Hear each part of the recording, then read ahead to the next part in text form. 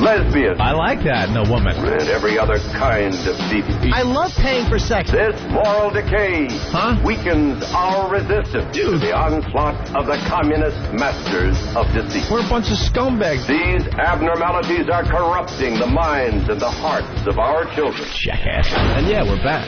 Where have you been?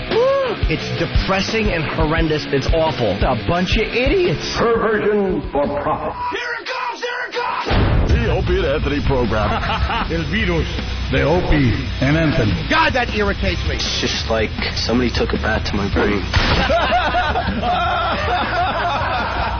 We're the only radio show that makes you want to hate us. Opie. I want my coffee. Anthony. I want that fact. Jim Norton. I want Ozzy. We are going to dumb this thing down to the point that we're going to be #1 with Down syndrome children. Hysterical.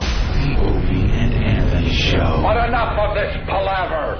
Let's get the show on the road. Now go back to the quad and resume your hacky-sack tourney. I'm not going to lie down for some frat boy bastard with his damn Tiva sandals and his skull bandits and his Abercrombie and Fitch long-sleeved open-stitch crewneck Henley smoking his sticky buds out of a soda can while watching his favorite downloaded Simpsons episodes every night. Yes, we all love Mr. Plow. Oh, you've got the song memorized, do you? So does everyone else. That is exactly the kind of idiot you see at Taco Bell at 1 in the morning. The guy who just whipped his way down the bar skank ladder. That's a good one. Yeah, good old Stewie. Fuck it, let's just start talking. Why not? We could just, It's easy to grin when your ship comes in and you've got the stock market beat. But the man worthwhile is the man who can smile when his shorts are too tight in the seat.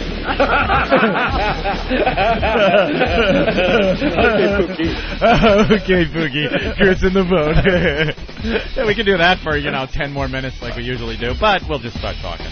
We'll give him more show today. Yeah, there's no need to, You beast. You savage. Come on, bark like a dog for me. Bark like a dog. I will teach you the meaning of the word respect. There's no reason to do that. Nah. We do that like every day. We might as well just start the show. Right. Looking for one more here. That was the whole gag. I know. We need new clips. That's what I was thinking the other day. Steve loaded up a couple, I think. Yeah, it's time to freshen things up. Freshen it up. Oh, my God. Imus. I know. Isn't that great? Imus rocks. Imus fucking rocks.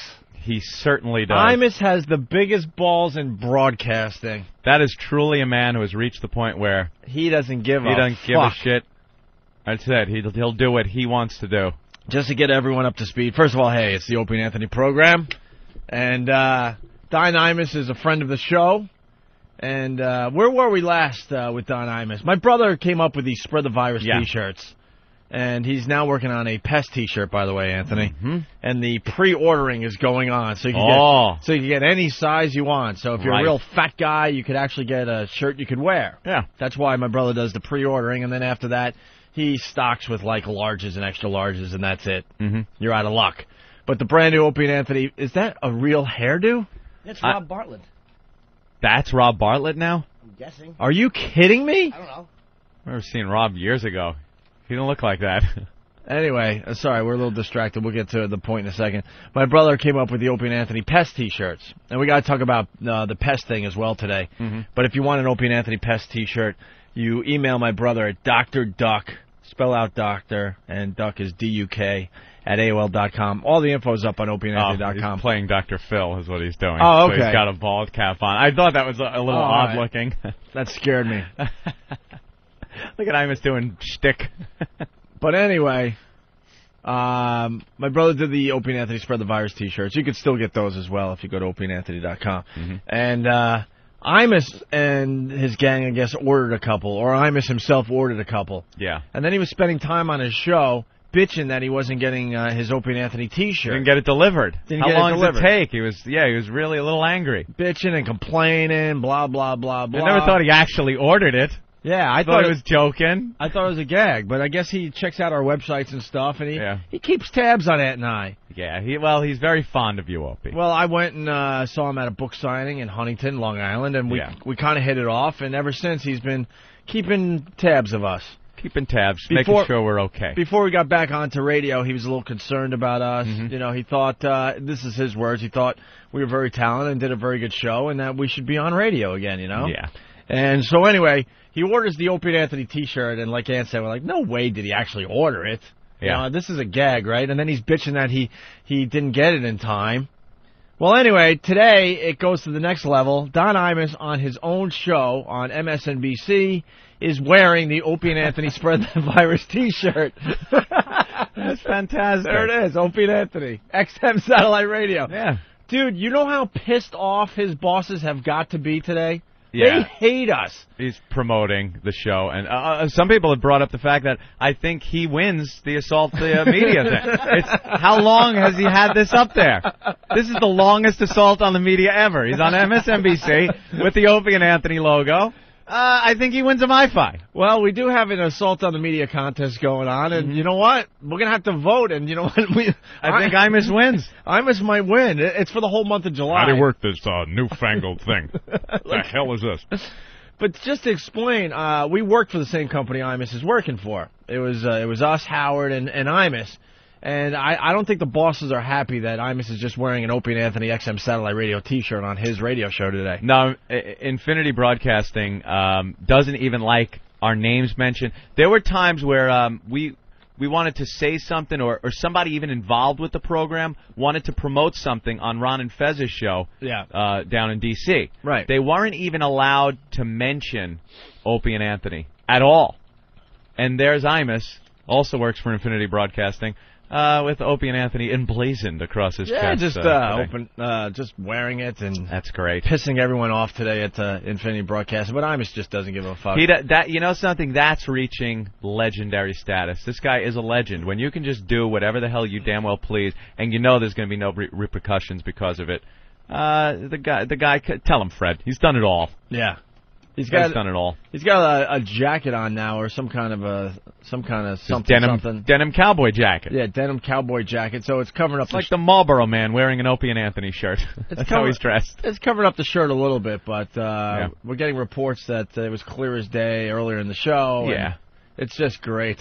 It's just great, Imus. You rock. I can't take my eyes off it. We're going to have to turn that off. I'll tell you why he's so supportive. He just loves how we just, gave it to Howard over and over again, and we didn't give a fuck. And flustered Howard. To the point that... who doesn't know the that history? Howard went to our bosses, and Imus just sat back, and he loved it. Yeah. Absolutely loved the shit we gave Howard over the years. Everyone knows the history between those two, but unfortunately a lot of people know it because of the fantasy movie Private Parts. And the truth of the matter is, Howard's 10 times the scumbag Imus was perceived to be in the movie. You know, as far as screwing you behind the scenes, not really letting anybody up and coming get any popularity, running to the boss and yelling instead of fighting his battles on the air like he always said he did. Yeah, that's all bullshit. Imus is the real deal. You bash Imus, goof on Imus, joke about him or something, he'll just come back on the air and goof on you back or enjoy it. Well, understand what it's all about. Not like Howie running to the boss. Well, the fact is, too, we abused Imus pretty bad over the years, too, but Imus could take a joke. Got a sense of humor. He's got a sense of humor. He didn't go running to our bosses to shut us up. Mm-hmm. But there it is today. Imus wearing an Opie and Anthony XM Satellite Radio T-shirt. He might be in the lead for the MiFi. I think he is. This is quite the assault on the media on MSNBC. Someone might want to email Imus and tell him he's in the lead for the MiFi and other fine prizes. Actually, one of the prizes, I think, we just added it today, is a day in the studio with us. Whoa! You could come in, sit down here, and hang out with the Opie and Anthony show. We personally hand over the MiFi and you sit in for the program one morning. You're going to let him sit in here, or is he going to have to sit and watch us through the glass? Nah, I think we'll allow him to actually sit in the seat. That'd be great. So, Imus is in the running, Anthony, for the assault on the media, and also that guy, Buffalo Paul. Buffalo Paul, yeah. His video's up on opieandanthony.com, his assault on the media that he did in Buffalo. So it's a fine contest. And speaking of which, before we move on, our own Danny. Danny, I was worried. Another fine job. Danny should come in here. I was worried. Just before we went on the air, I go to Ben. Danny hasn't come back yet. Yeah, we were a little worried about you, Danny. Where were you? Were you lollygagging? No, actually, I took Master Poe gave me a ride down there, but I had to take the subway back. Gentlemen. So. See, the reality is a lot of the assaults on the media that happen in New York are the work of Danny and Nathaniel. Yep. Most of them, anyway. Well, it's a real hit or miss thing, finding these news crews around. I don't know, how did you know about this one? Well, actually, Master Poe had informed me. He saw it on the way in. See, that's what it is. Whenever any of us involved in the show are driving in or coming in, whatever means we're using, you see these news crews setting up, and you come back here and alert the staff, and they run out. It's kind of hard for somebody that doesn't know what's going on, like just a listener, to get there with a sign and everything. So we send our own guys out, and today was flawless.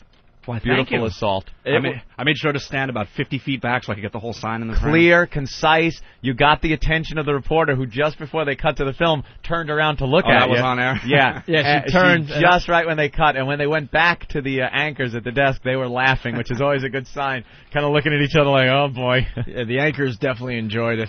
Yeah. They definitely enjoyed that one. But, the sign was on camera for quite a while. He did a good job. See, the cool thing was I saw in the studio, they went to that shot earlier, so I saw exactly how it was set up. I knew exactly how far I had to be away. Today's assault on the media, we all were sitting around in the office. It was a guarantee it was going to happen. Yeah. Some days we just know it's a guarantee. Yep.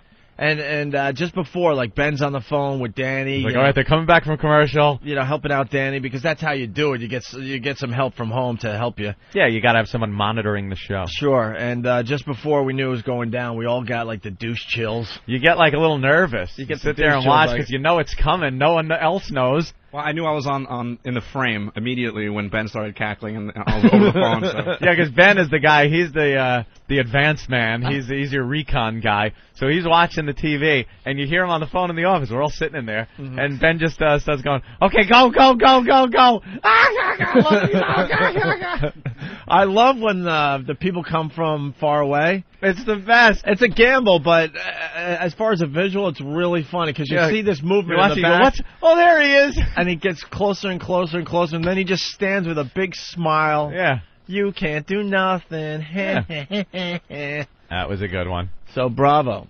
Thank you. Bravo. And like I said, then Danny didn't come back, and we started getting a little worried. Yeah. But he's back. It was a little further away than just walking. His assault on the media does not count because Danny is now an employee of the Opie and Anthony program. Right. These are just exhibition assaults. Yeah, go on. Just showing everyone else how it's done. Right. I think officially Buffalo Paul is in the lead as far as the assault on the media. You can't take Imus out of it. Contest goes there it is. July. I'm looking at it right there. I think he'd enjoy a MiFi. All right, we're going to have to make a decision later today. Butch and... MiFi, could it be installed in his cowboy hat with like an antenna right on top of it? They ought to make just an Imus cowboy hat with the MiFi installed. Nice accessory for your MiFi. Sure. Comes with cowboy hat. Butch, North Carolina, what up? Hey, guys, first of all, I never even heard... I heard about you guys on Imus because he used to talk about you all the time. But this morning when he came on, he'd spend a couple minutes just talking about the shirt and how stupid he was because he owned Sirius stock. Love the show, guys. All right, thank you. Who doesn't own Sirius stock? You got to, play with it a little bit. Well, that's why the stock is so low, because everyone owns it. Yeah, there's 8 billion gazillion shares out there. Why not? Pick up a couple on the cheap, hope it goes up a little bit, and then you off it. That's all. He knows. And they both go up together, it seems. It's one of those industry-wide stocks that if XM goes up, for the most part, Sirius will go up just because satellite radio went up that day, It's usually based on some analyst going, I think satellite radio is going to do well. All right, great. That day it goes up. The next week, some guy's going, satellite radio's awful. It's going to tank in a matter of years. And then the stock goes back down. Sons of bitches. There you have it. Okay. Keith the cop in studio. Hey. What's up, there Keith? He is. Morning, gentlemen. Aye. Thank you for yesterday. Ixnay. Ixnay on the Esterye day.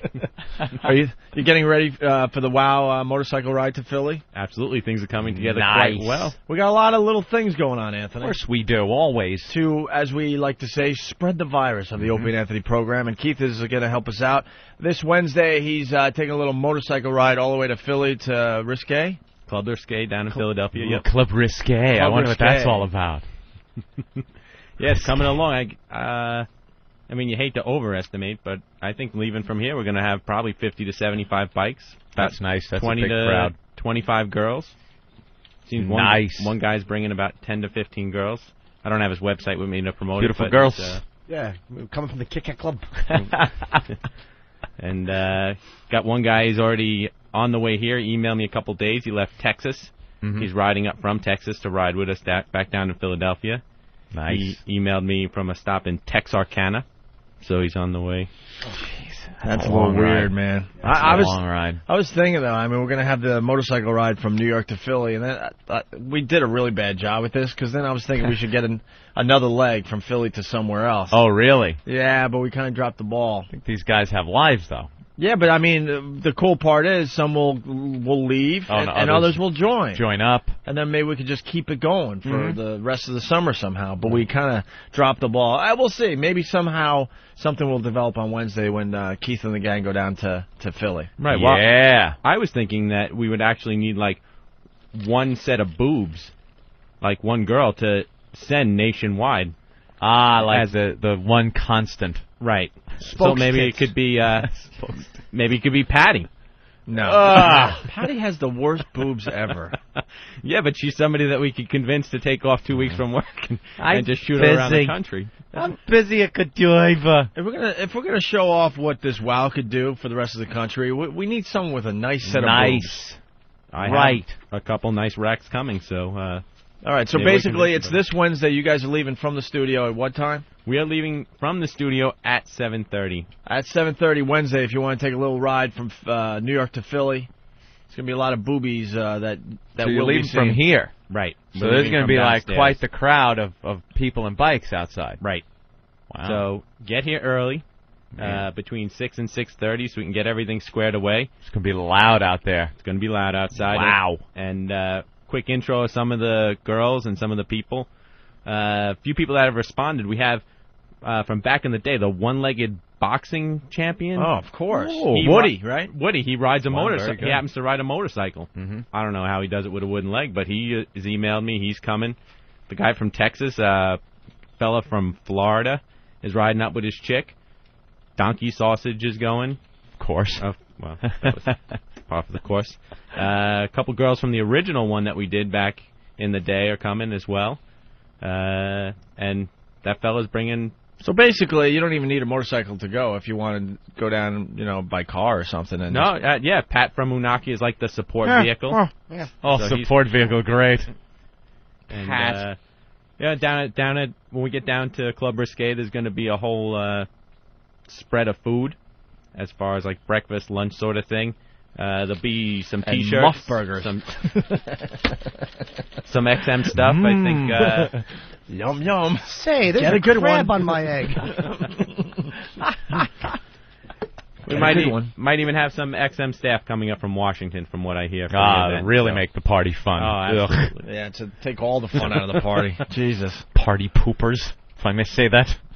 Is Eric Logan going to come up with a helmet, or is he just going to put a little, diamond on top of that stupid hairdo so it looks like one of those Nazi helmets? I was at my brother's yesterday. I got a text message from Eric Logan. He text messages me all the time. His text message, I wish I could... I might even still have it in my phone. Well, it doesn't matter, but basically the text message said, location check. Location check? That's all he wrote. Is that e-location? Location check. What does that mean? I guess he wanted to know where I was. What is that about? I go, I'm at my brother's out east. All right. And then he writes Roger. Okay, I do have to find these text messages. Roger. Hold on. Oh. He's insane. Of course he is. But basically, the motorcycle ride tomorrow, Wednesday. It's 111 West 57th Street here in New York City. The address should be up on opieandanthony.com, okay? Right between 6th and 7th. 57th Street between 6th and 7th, right. Mm-hmm. Yeah, and if you can't make it into New York, meet us down at the club. And if you don't have a bike but you got breasts, meet us at Club Risque. Very cool. I think we're going to have a lot of support as far as the WOW ride goes. Here we go. Yeah, look, location check from Eric Logan. Location check with a question mark. Like, hey. So I wrote back where I was, and then he writes, Roger, just landing in Detroit for All-Star Game. Can we catch up later in the day? Enjoy your weekend. That's what he wanted to tell you, that he's flying in for the All-Star Game. That was his way of telling you, instead of just going, hey, guess where I am? It's like, where are you? All right, I'm here. The All-Star Game. Location check. Location check. Ugh. I don't know what I've done, but I believe me, and I love the fact that I've done this somehow. I've deflected any management from contacting me. I know. I love it. Trust me, I know. I don't get phone calls, I get nothing. I don't even think these people have my number. I know. And I enjoy the I shit know. out of it. I am home on the weekend with nary a worry I'm going to get a call. It's fantastic. No location checks from Elo for me. No, why? Because he knows where you are. He knows I'm home. At all times. I went out this weekend. You're in your bedrooms with You're in your bedroom with a stack of DVDs with the shades down. That's it. With some guy bringing you milk. You know it. That's it. Stacking my urine jars up. I went out this weekend, though. I went out. Yeah. I'm still, as I said, I'm house hunting, Opie. Mm-hmm. House hunting, which is just a treat. It's just a lovely treat, rummaging through people's houses. It's just some houses you go to and you just know that this ain't it, but you gotta walk around and look. Because it's the polite thing to do? Because, you don't want the homeowner to, and I don't know why I should worry about it or care, I think it's more, you don't want the relationship between the realtor and the homeowner to be on the outs because, she's bringing people over there that are rude or something. So you kind of look around just knowing the second you pulled up to the place that it ain't it. And this weekend, checked out a place, but it wasn't quite it. But it was right next door to Allison. Allison's house. Are you kidding? Howie's old house. It was the house right next door. It's for sale? Yeah. Did you know going into it? No, the homeowner said. And Howard Stern used to live next door, and she had no clue that I'm in the business, hilarious. as they say. I used to live there. Tell him, Fred. That'll be good. Howdy, neighbor. Yeah, right. And Howie comes to pick up his kids. How does that work on any level? That'd be fun. I could be out sunning in the backyard when Howie comes to pick up his kids. I can't believe you were on Pine Tree Road. That's amazing. Robin. Tell him, Fred. He's ripping me off now. That's hilarious. Yeah, it wasn't quite it. No. Nice, but, not quite what I'm looking for. All right. I need something about 10 acres, Somebody have my phone number? That's interesting. Is that Elo? That's probably going to be Elo. Let me see. Location check. All right, Elo, I'm on the air. Here at the studio. Location check. And he did not location check you. It's a 202 number, right? Yep. Yeah. Yeah, that's him.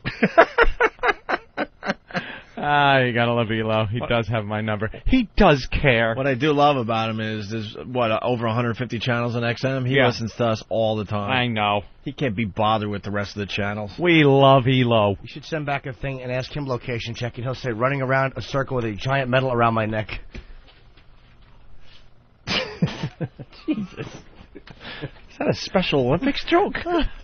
Did you just do a Special Olympics joke? Location check. Did. Not the hairstylist.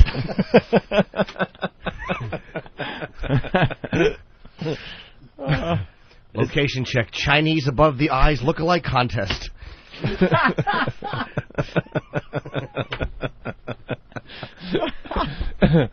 And for a third year in a row, first place go to Hero. Well, I hope he's checking out Imus on MSNBC there. Right. All right, let's go to Tori. What's up, Tori? Yeah. Yeah. What's up? Oh, am I on? Yes, you are, sir. Oh, okay. I have an Imus audio from earlier in the morning if you want to hear it. Do you really? Yeah. All right, let's take a listen. Okay, I'll give this a try. Hold on. Is this going to be a gag? But, man, there's a lot going on there.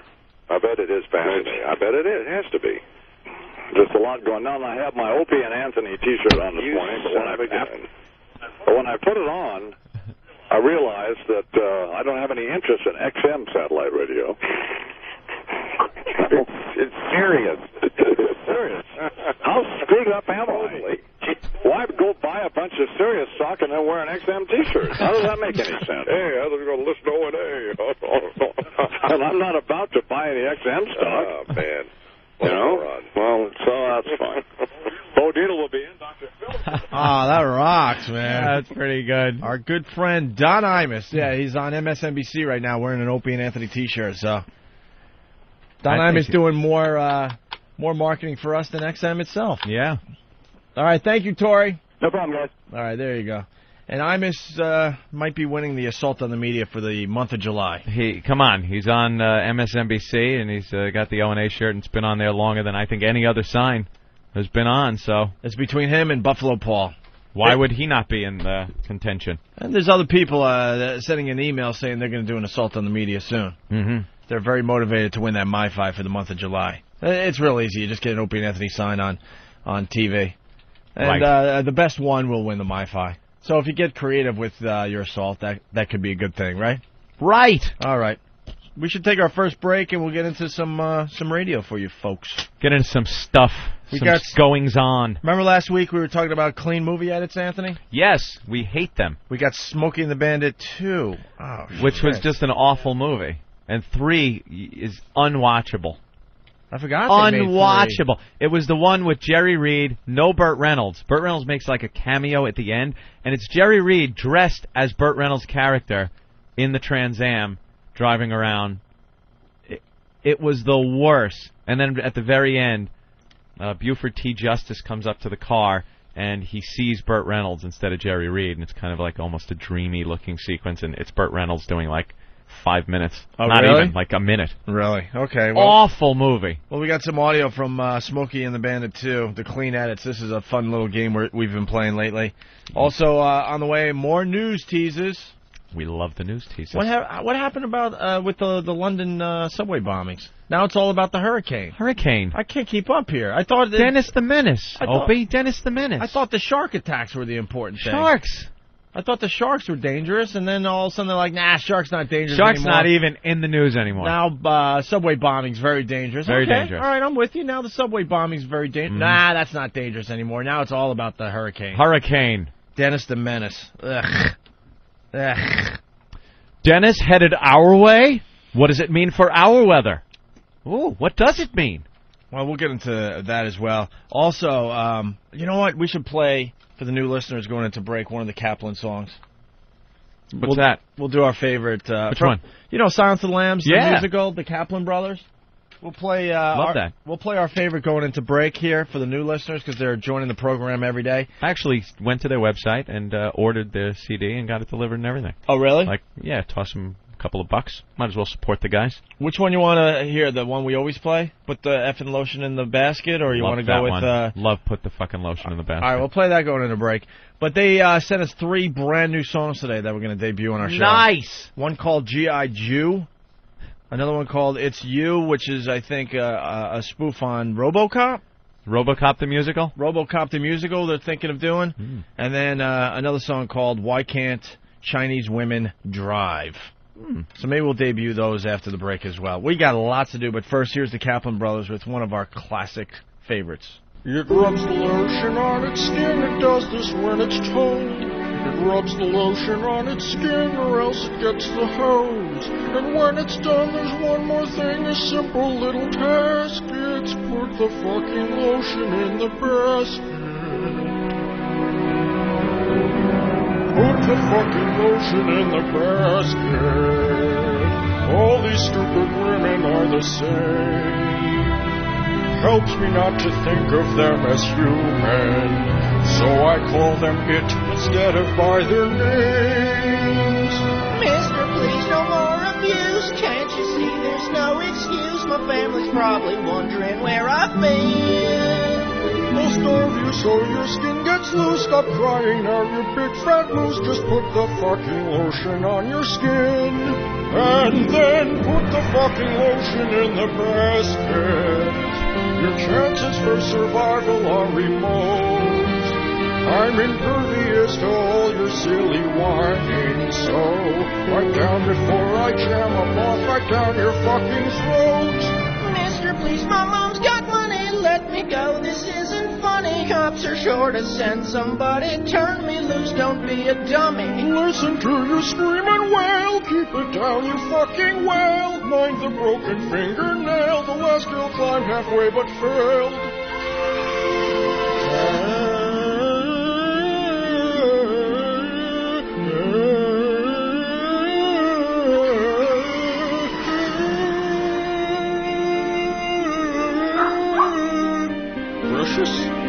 She's down here, you piece of shit.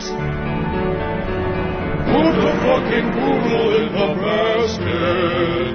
I'd kill you, but there's someone at the door. Don't make me go and get my gun and shoot you. It's a waste of skin. They don't sell fat girls in a fucking store. Put my fucking precious in the basket. Don't you hurt my one and only friend. You don't know what pain is, but I'll teach you. If you lay a fucking finger on my poodle's pretty head, put the fucking poodle in the basket.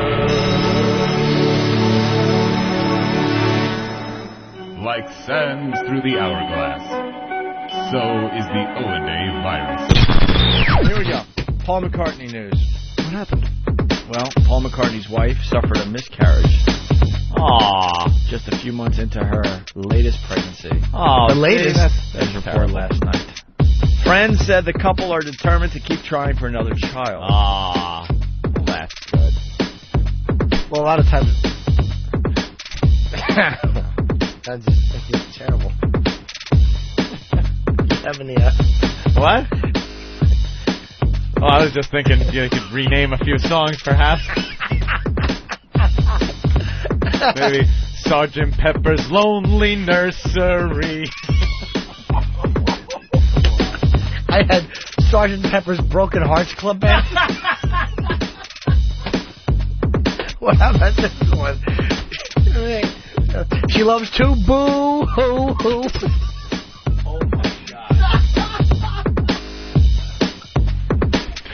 Splat, splat, Heather's bloody fetus ran down her one good leg. Do, do, do, do.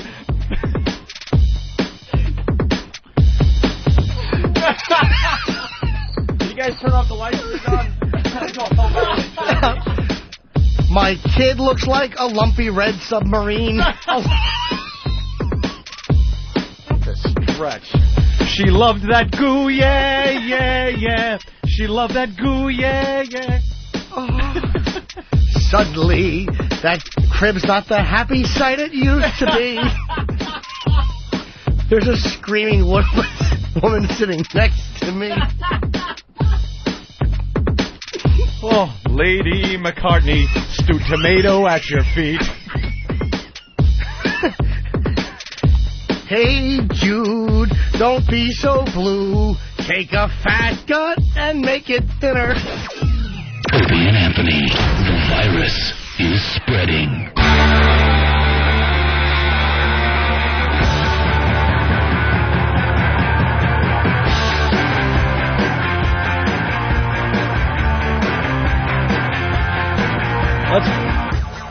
Is this thing on? All right. Let's go to the phones and say hi to JJ and Callie. JJ, what's up? Hey, boys. How's it going today? We're rocking. Hey, Professor, wasn't there 4 Bandit movies? No. Yeah, and the 4th one, that's the one that Burt Reynolds wasn't in, and they had the new Trans Am in that one. That was the 3rd one, my friend. I thought the 3rd one was where the Mounties and all the other cops showed up. Same movie. No, you're confused. There's 3. There's the one where it was the first one. Everyone remembers the first one. The second one was the one with the elephant and Dom DeLuise. And then the 3rd one was the one with Jerry Reed playing the part of Burt Reynolds there. Oh, then you are the Professor. Ah. All right, I'm punching out, fellas. Great show. All right, thank you. All right, and really fast, getting ready for that WOW ride to Philly, we got one of the ladies that will be doing the ride with Keith the Cop. Heather, what's up? Hey, guys. What's going on? So you're taking the ride from New York to Philly on Wednesday? Yes. Very cool. We're looking for a lot of people to show up Wednesday morning to join Keith and the gang. You guys leave at 7:30 from the station. Yes, I went on the first one. It was a good time. Keith is telling me you got new boobs and everything, huh? Yes, I did. And you'll be flashing and showing everybody? Yep.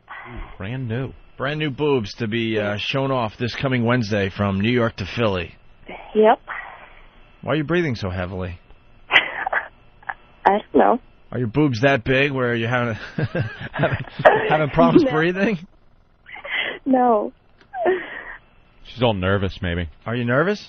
Maybe a little. Yeah, Keith told you to call, right? Yeah, he woke me up. Damn it.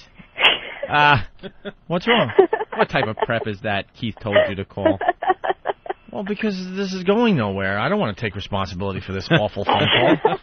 Sorry. Yeah, she's more a visual, I think. I think she's so, a visual, too. yes. Well, Heather, we look forward to taking a look at you on Wednesday, all right? All right. See you then. All right. We're still looking for people to join Keith the Cop and the gang. You just have to show up at the station, 111 West 57th Street before 7:30 on Wednesday. That's between 6th and 7th Avenues. Pickle Weasel is saying from Harry's Cubicle, saying, hey, dickhead, that was Convoy. So I guess that was the movie Convoy was the movie that guy was talking about. Oh, okay. For those of you keeping tabs. No. Smokey the Bandit 2, with all the Jackie Gleason lookalikes were there? Yeah? Wasn't that 2? No, that's 3 also. 3? The Mounties, everything is 3. All the bad stuff that I know nothing about is 3, because I hate that movie, and I probably haven't even sat through it all the way. I was amazed that you even sat through the whole thing. No, I don't think I did. I finally sat through Caddyshack 2. Oh, my God. Oh, the worst sequel ever. Well, everyone agrees, but to actually sit through it, you're just amazed that someone actually said, yeah, release this thing. It's horrid. Just completely taking advantage of the success of the first one. Yep. Buffalo Paul on instant feedback from whackbag.com. Very pissed off. Buffalo Paul in the lead for the assault on the media for the month of July. Up for grabs at MiFi and hopefully some other prizes. We just added a day in the studio with us. Yeah. We're not going to fly in or anything if you're from somewhere else in the country. But if you find yourself in the New York area, then guess what? If you won the assault on the media, you also sit in on the show. Is that sitting, like, outside through the glass? Through the glass, and maybe on the Liberator. Yeesh. Maybe sit next to Anthony for a little while. That ain't gonna happen. That ain't gonna happen. Maybe for a little while. There are a few privileged people that get to sit in that chair next to me. Guests sit where Keith is sitting right now, way across from me. No, and then sometimes, like if a guest came in, Keith would then come and sit next to me, and the guest would sit over there. And you gotta take one for the team. Why? The winner gets to not only sit in the studio for a day, you get to sit next to Anthony for a little while, and you get to actually bring Anthony his milk. Come in with the milk. Come in with the milk. Come in with the milk. Come in with the milk. Come in with the milk. Come in with the milk. He is to open the bag with his right hand and hold the bag out to me at a 45-degree angle so I may reach into the bag without touching the paper. Of course. You don't want to touch the paper. Thank you, Andy Gore, by the way. Really? It finally hit me. That sounds exactly like Andy Gore. And Andy Gore has the same problems that Howard Hughes had. So, but we're gonna add a day hanging out with the Opie and Anthony show as well. Buffalo Paul in the lead. He did a great assault on the media in Buffalo, and Imus now wearing the Opie and Anthony XM satellite radio T-shirt on MSNBC this morning. We're starting to think that Imus might be in the lead. So Buffalo Paul wrote an instant feedback. He's like, it's hard to compete with a guy with his own TV show. Aw, Buffalo Paul's a little mad. And then he writes, the fans won't even try if they can't beat Imus. Imus's entry should be separate. And then he puts in parentheses, an employee-type entry. What? Paul... You're a mad person. Yeah, Imus doesn't work for XM Satellite Radio, so technically he could be in on this contest. The fans need to have their own contest. And then he writes, just saying. Imus is in the contest. Don't make a fucking maniac out of me. Imus is in the contest. Buffalo Paul is in the lead, but we got to think about this Imus thing, seriously, to see if he's actually in the lead for the Assault on the Media contest. All right, Anthony, Smoking the Bandit 2. Just talking about that movie, so why don't we do this fast? Oh. If I can find it. You see some of your favorite movies on TV, you turn it on, and then you realize, oh, shit, it's on TBS. And you try to watch it, and they just cut it apart. They cut out any, not even bad language like the F word. Even like damn, they cut out, bastard, things like that, ass. Why are you cutting that out of movies? It's so distracting and ridiculous, and we've dealt with that for years. Thank God for, cable television.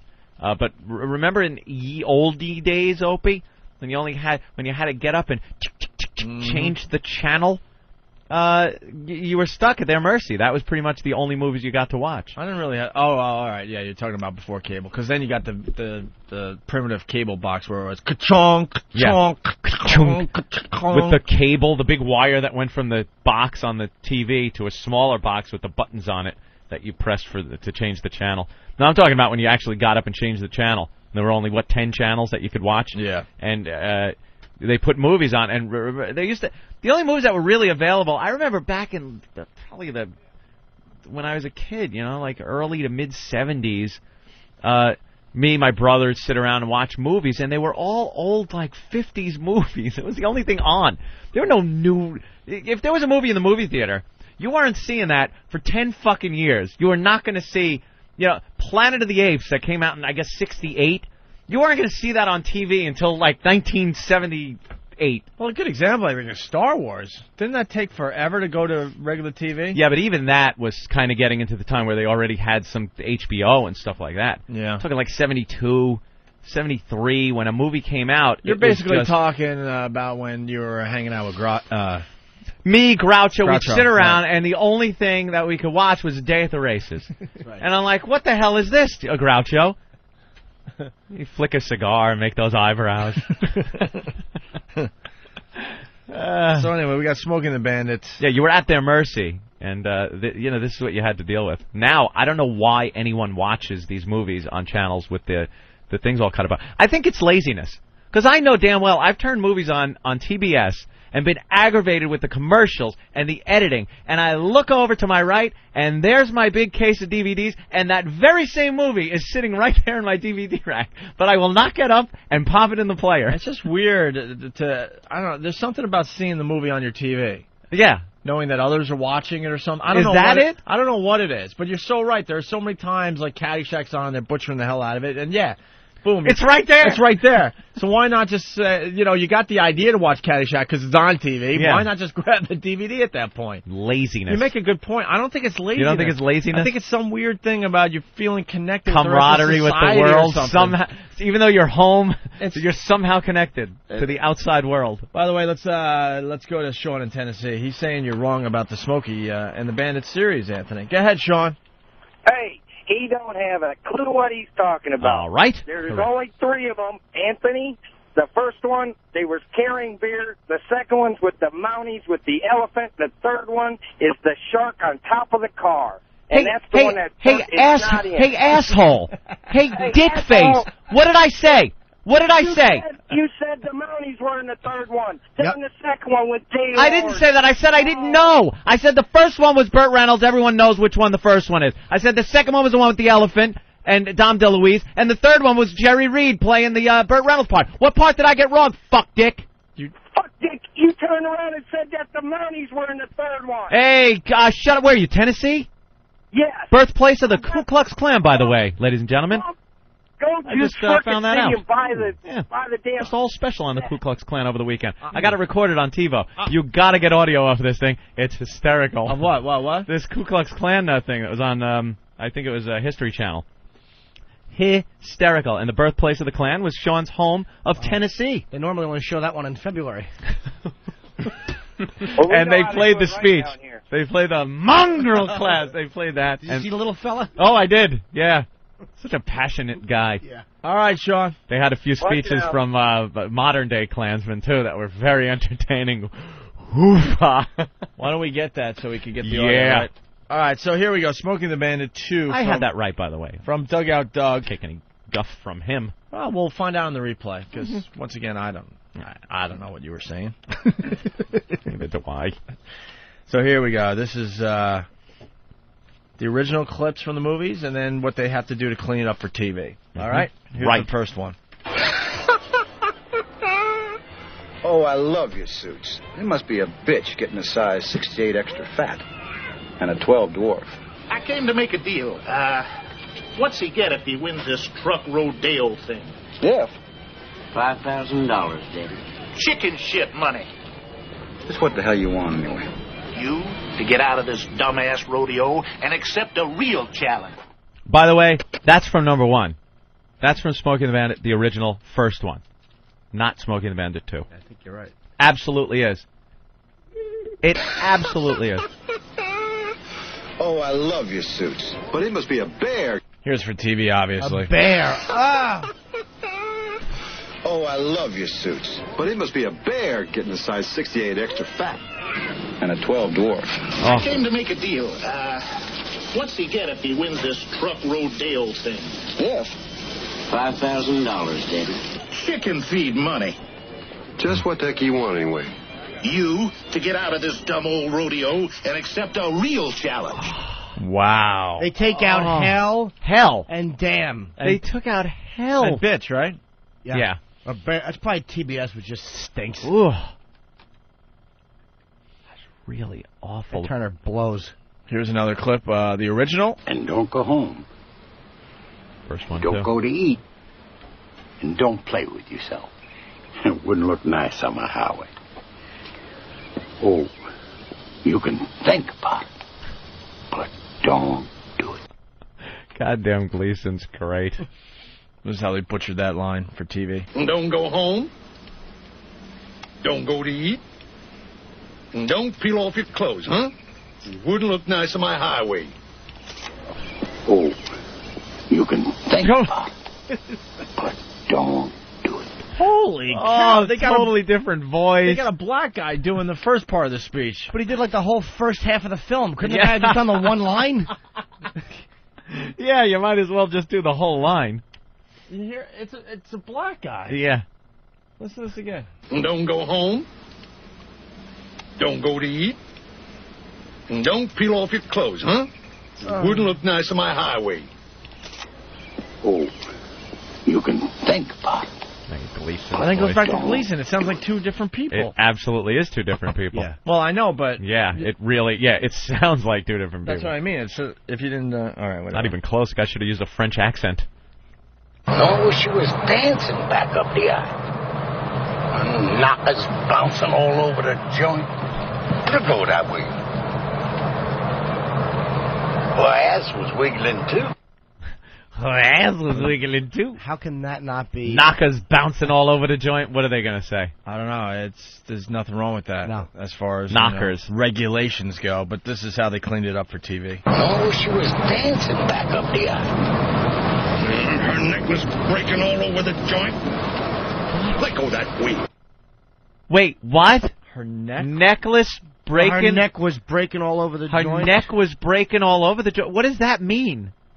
Oh, is that horrible? No, she was dancing back up the aisle. Her neck was breaking all over the joint. Let go that way. It sounded like necklace breaking all over the joint. I'll bet you the guy that does the edits is the guy that also does the Gleason voice. He just wants to get himself some more airtime. Yeah. He probably gets paid by the line. Wow, that's awful. All right, here's another one. Original dialogue. Nobody'll make Sheriff Buford T. Justice look like a possum's Becca. Except for that your ass. Shut your ass. That could be the best timing in movie history. Except for that, because his head dips. Shut your ass. Can we please hear that again? It's such perfect timing.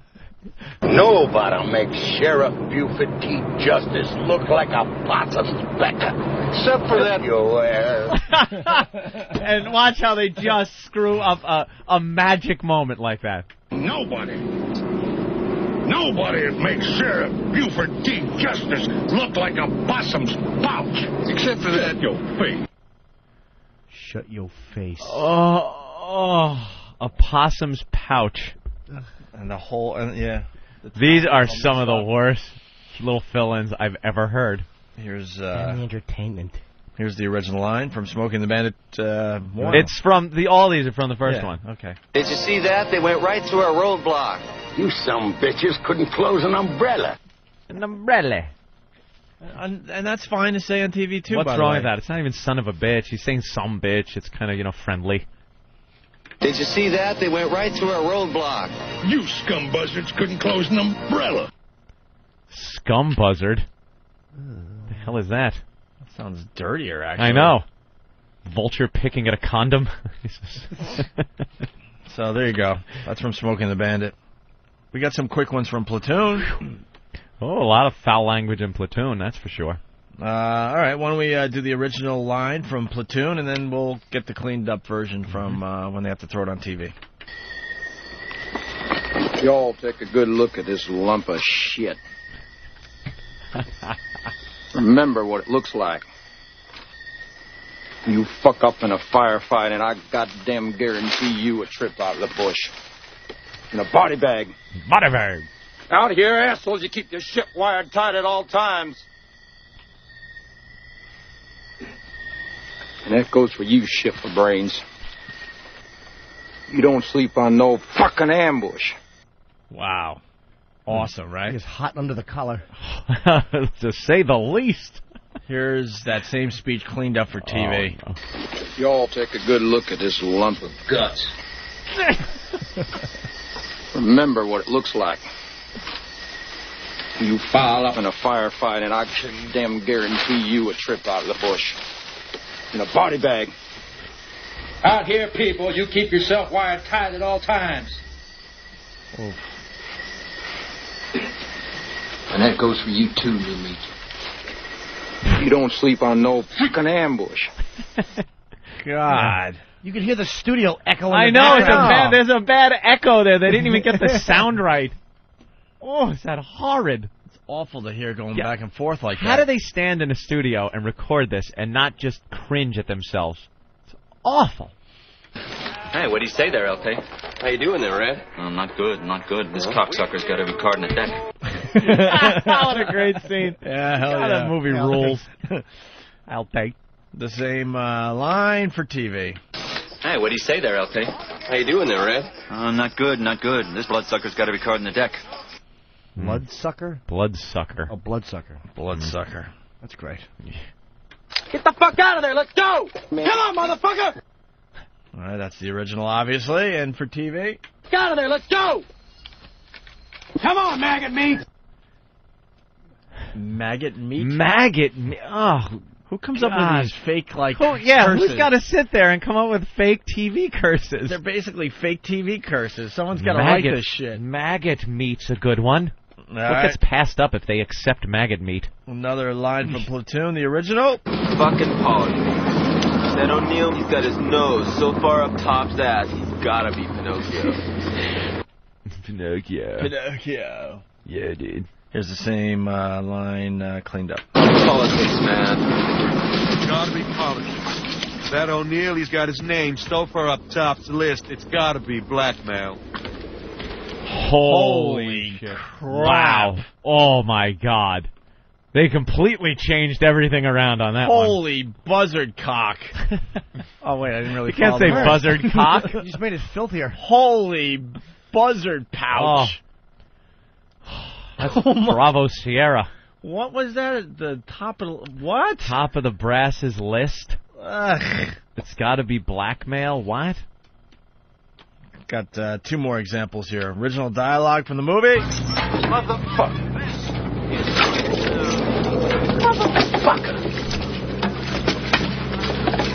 I'm too short for this shit, man. All right. And here's the same line cleaned up for TV. What a bummer. I'm too short for this dive, man. What a bummer for motherfucker. That's great. A drastic drop-off. Yeah. As far as curses go. Yeah, you're in the nom. You go from motherfucker to what a bummer. What a bummer. I annoyed him in an airport for a photo. You did? Yes, I did. He was wearing a white pimp suit. He wasn't just cordial to give you one, or? It was great. Oh, you said you so annoyed happy him. Somebody recognized him. Yeah? Yeah. Trying to buy coffee in Starbucks. Yeah. All right, we got one more from Platoon, the original dialogue. You got Junior and Taylor here on your position. God damn it, Elias, don't mess with my pig. I ain't getting greased on this bush tonight, so you keep this sorry cheese dick off my ass. You got Taylor. Very good. You know this is going to be just an abortion. Oh. Here's Cheesehead.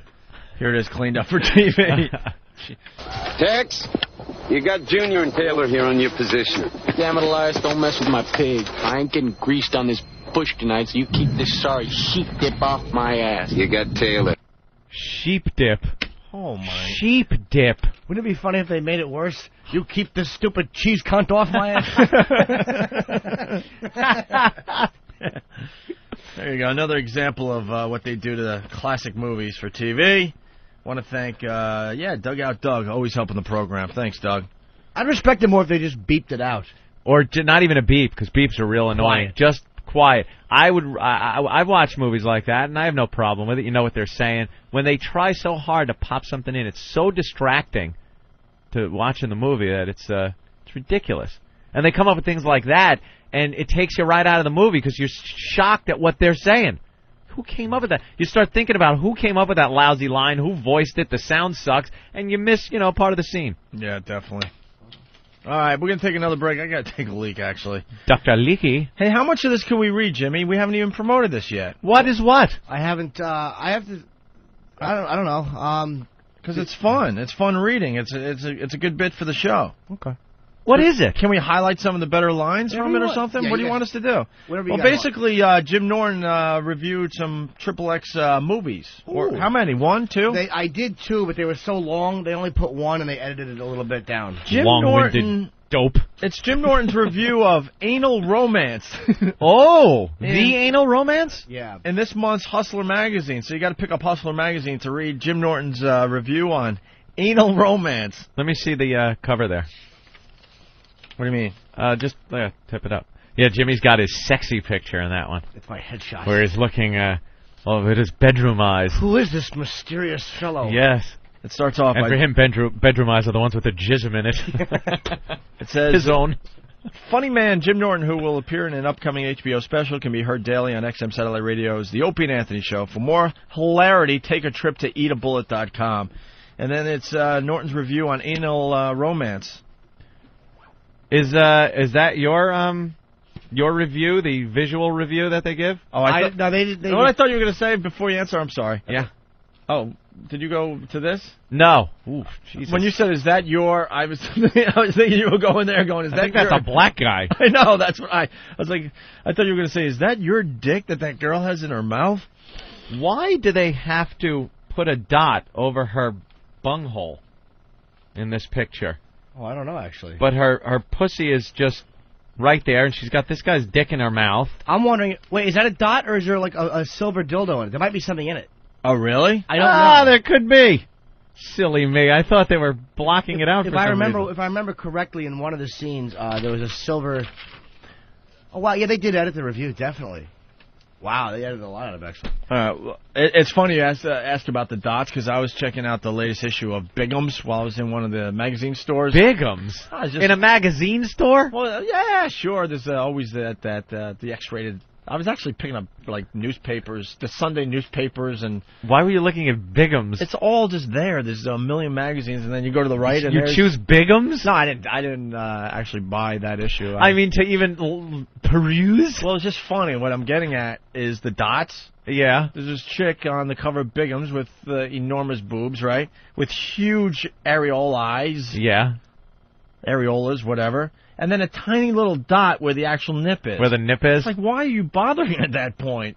The whole thing is pretty much exposed. It's right there. What's the difference between that? It was a tiny, tiny little dot for the actual nipple area, but the rest of the areola was exposed. Skirting the law there. What is the law is what I don't know. Getting at. The children see a breast, they're going to freak out. All right, we're going to peruse Jim Norton's review next from the latest issue of Hustler magazine. Mm-hmm. And we also got to talk about the shuttle, Dennis the Menace, another air show crash. What else, Ant? GTA. Oh, GTA as well. I knew I was forgetting something. Okay.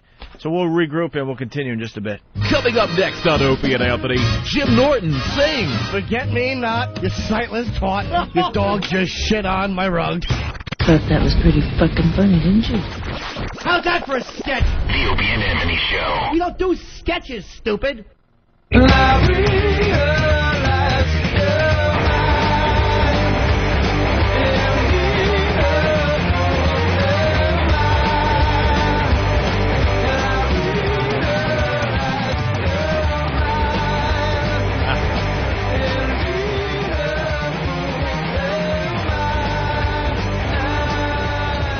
What a dumb show, man. He's light on his feet. Absolutely the stupidest show on TV, this dance show. It's getting huge ratings, though, right? Yeah. They're actually, now a bunch of dance shows are going to pop up, and they're bringing back Dance Fever. Remember the show Dance Fever? Yeah, bringing it back. I wouldn't mind watching a show of the ghetto kids doing their dancing. I think Why? there is a show coming out that where they're going to try to find the best dancer in America. That would be pretty cool. 'Cause Really? They get some shit going on. They're combing the jails. But as this we is speak. like this ballroom dancing crap. That's what it is, right? With celebrities? Yeah, but it's kind of updated ballroom dancing. And it's the dude from Seinfeld that's like the bigwig on this show? Yeah, he's really a standout. What is it? They have one really good dancer, and then the celebrity is like the goof factor? Yeah, they kind of teach him how to dance. I've never seen an episode of the show. But then it's what? A competition? Yeah. Ugh. You know who I want to see hosting this show? Charlie Sheen. And the only guy I want to see dancing is that Asian with the big teeth while he gets his feet shot at. It's called Dance Motherfucker Dance. Tuesdays on CBS. All right, why don't we go through some of the top stories today, Celebrity Anthony? judges Bunny.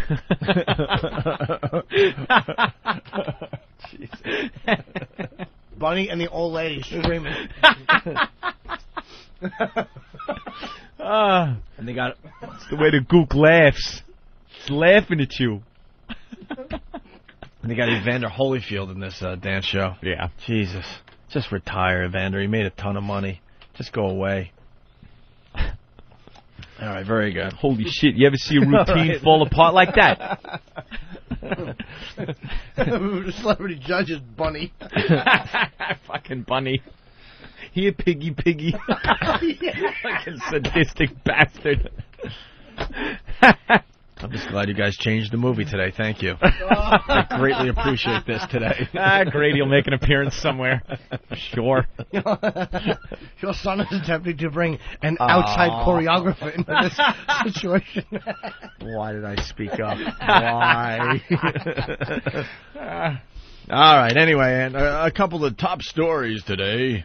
Yes. We'll get into the Dennis the Menace thing in a minute, but first, another air show disaster. Yeah, these happen all the time. Oh, I saw it on the news. Pretty brutal. I guess they were having some reenactment of a dogfight. I think it were World War I planes. Not sure. Was it? Yes, I'm getting a thumbs up from Than. And World War I planes.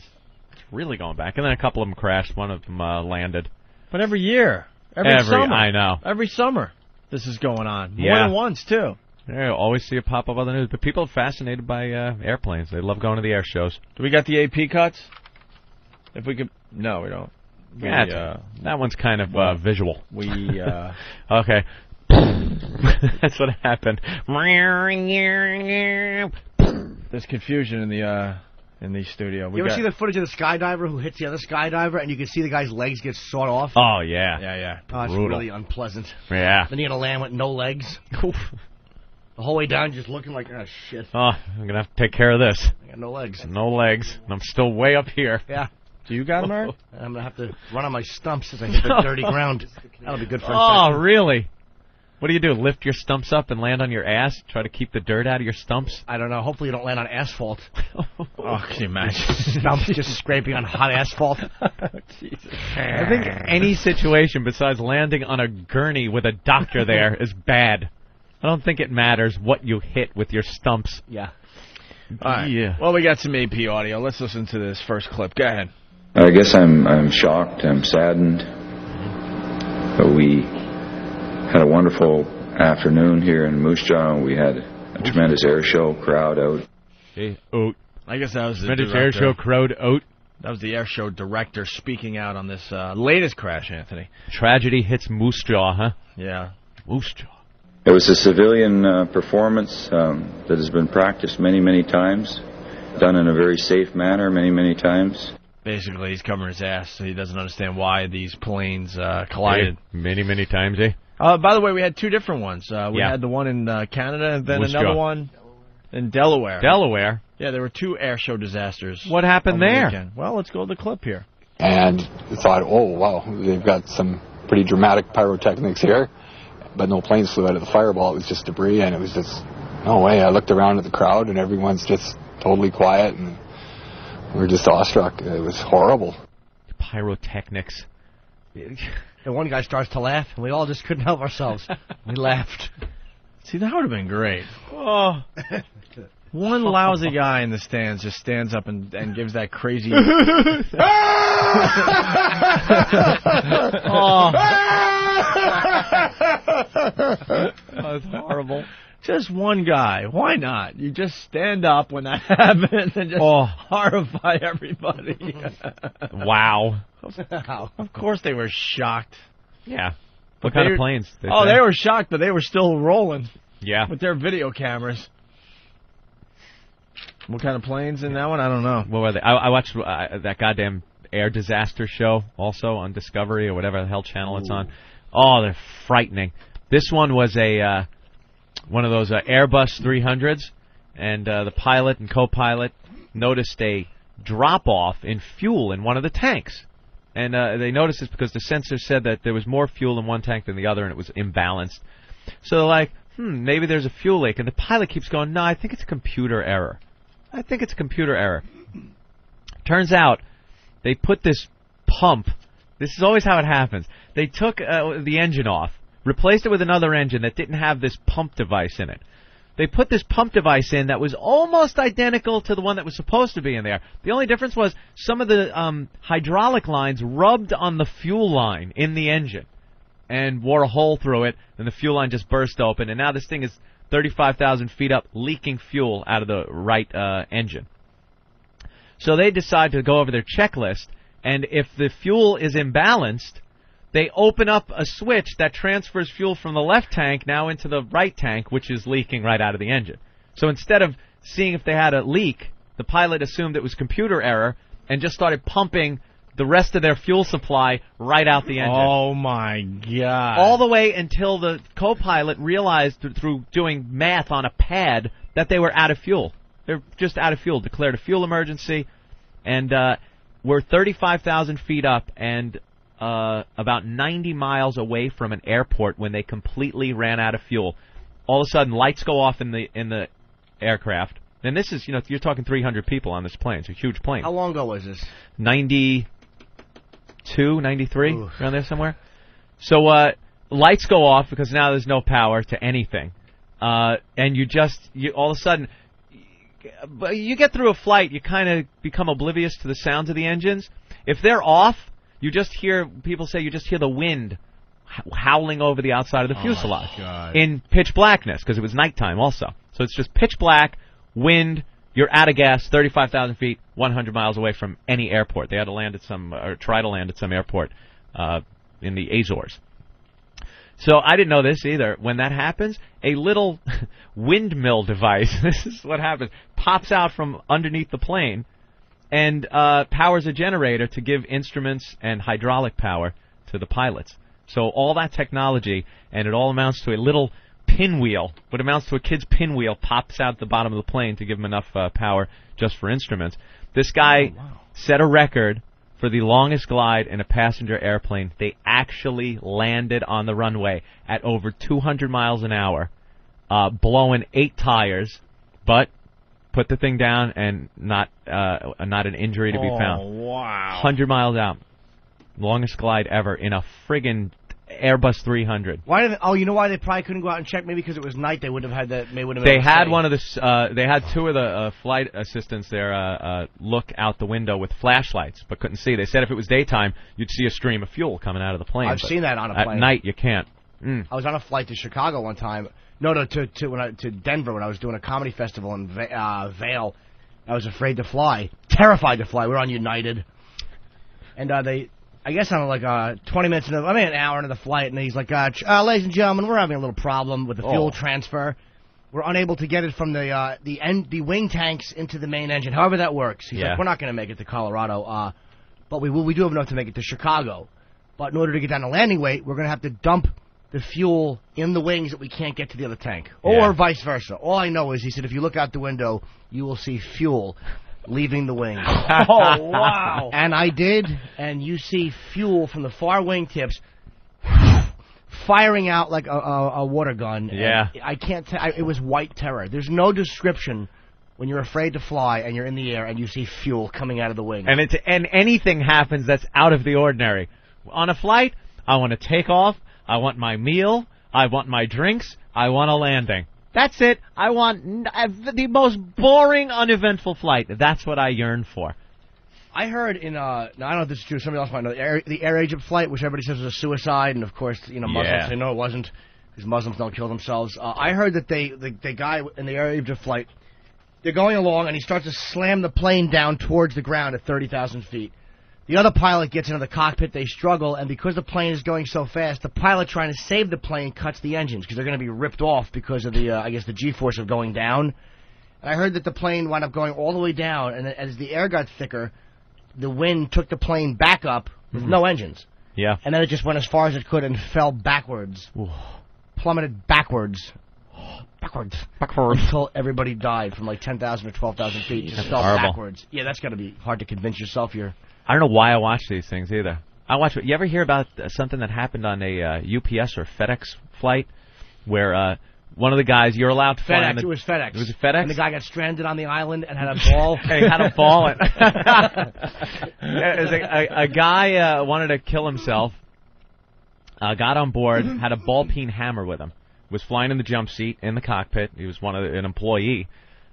Stands up when they're reached the altitude and just pounds these guys over the head with a ball-peen hammer. And they were able to get out of their seats and wrestle this guy down, but then had to land the plane so fucked up with, skull fractures that were going into the guy's brain where he was seeing 4 times what he was supposed to see. It's all dizzy, sick, throwing up, and he landed the goddamn plane. He had a concussion, right? Yeah, worse, yeah. Just bleeding on the brain. What a maniac. They docked the other guy's pay? Yeah, I don't know. I don't think he'll be getting any more free flights, though. Why are you watching this stuff? I hate watching it, but I can't. As I'm switching by, you see the cockpit. The guys are in there, and it's like, it's a little time code on the bottom, 9:15 p.m. I'm like, what's going to happen? I got to watch. This last one, though, surprised me because everyone lived. Usually those things are horrific, and everyone winds up dying, and it's over. But this one, kind of a surprise ending. Everyone made it. Well, we got some action on the phones because of this. Let's say hi to Dave. Dave. Hey, guys. Hey, where are you calling from, Dave? Charlotte. Oh, right on, man. A lot of of a... Yeah, really. Let's go, Dave. Yeah. What's up? Go ahead, Dave.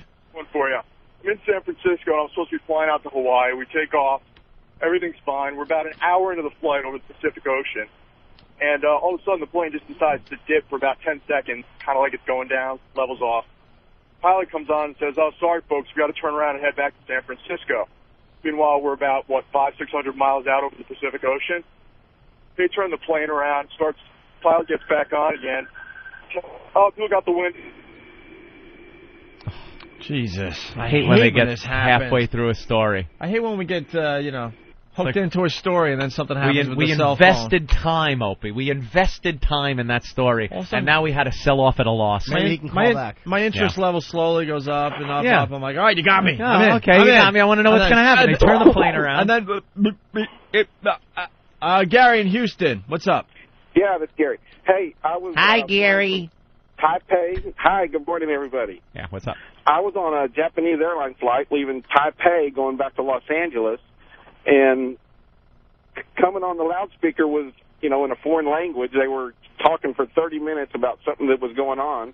I look out the window, and at the end of the wing, the gas was just gushing out. They were just dumping the fuel. And then in, one small sentence, they said, we got to make an emergency landing. And they flew to Tokyo and landed. But that was freaking me out because I knew something was wrong, but they were talking in a foreign language for, it must have been 20 minutes explaining what was going on. And you could, I was going to do Jimmy's joke, and you couldn't figure out what was wrong with the expressions on the people around you. No, it was either sheer terror or sleep. Yeah, because at least if they're given the instructions, in another language, you could look around the plane and see people's reaction. Yeah. Yeah, everybody was definitely concerned. They could understand it. I had a weird flight one time. Come to find out after we landed, there was a fire up at the front of the plane. You never want that. So it was hairy. I had a brutal flight. All right, thanks. One time this July 23rd, on my way to Cleveland to do the Odeon. Because the second show had tickets available Yeah. on Ticketmaster, and I'm like in the plane, I'm like, what's going to happen? Right. So the pilot got concerned. It just got bumpy. Yeah. All right, do we want to do 20 minutes of... People scared? I want that guy to call back. Did you ever see the special on the flight that crash landed in I think it was Iowa? The United flight was a DC-10 because they had the design flaw. And they actually have the cockpit audio of the three pilots, and then there was a pilot in first class. A guy that was very familiar with the plane. Denny Fitch, his name was. I still Oh, remember really? his name, yeah. Very. He lived, right? Yeah. They all half the flight lived. They all should have died. They had Oh no. my God! It's just cartwheel. They had no hydraulics. No elevator control, as they call Yeah, it. All nothing. three blew. All they used was engine control on the wings, because the rear engine blew all their hydraulics out. They had two engines on the wings left, and they could just power up one or the other to kind of turn the plane a little bit, and actually got pretty close to landing the thing. Dude, he said they were coming in, and they were just about to land, and they had to cut power because they were coming in too fast. There's no way to land at that speed. And when they cut power, the plane drifted like to the left or the right a little bit, and then they hit the runway and flipped. That's what happened with this thing I was watching last night. They're coming in, but they couldn't put the flaps down, so you can't slow the plane down. And they were coming in at over 200 miles an hour, and there was no way to slow it down. The guy was doing these zigzag S-turns, trying to just slow the plane down a little bit. You wouldn't think you have no gas, no engines, that speed is going to be a problem for you, but they had that problem. All right, this guy, he's got our interest. Chris in Tennessee, go ahead. A flight from Chicago into Cleveland, Chattanooga, Tennessee, and they put me in seat 1A just beside the door, and it's one of these little passenger jets where it's two on one side, one on the other, so I can almost stick my feet out the door. And they close the door, and we get up to about 25,000 feet, and the little buzzer goes off where the stewardess picks up, and she's talking to the pilot, and she's standing. I can almost reach her, and she sits down immediately with this really terrified look in her face and buckles herself in and looks at me and immediately gets on the PA and says, we're going to ask if everybody can move to the back of the plane. There's a chance that the door could open during flight. And, of course, everybody jumps up, runs to the rear of the plane, and buckles in, and there's this loud rushing of the wind and all this, and they end up dropping down to like 6,000 feet and landing the plane. But it was months before I could get back on a plane without thinking about that. Did the door come off?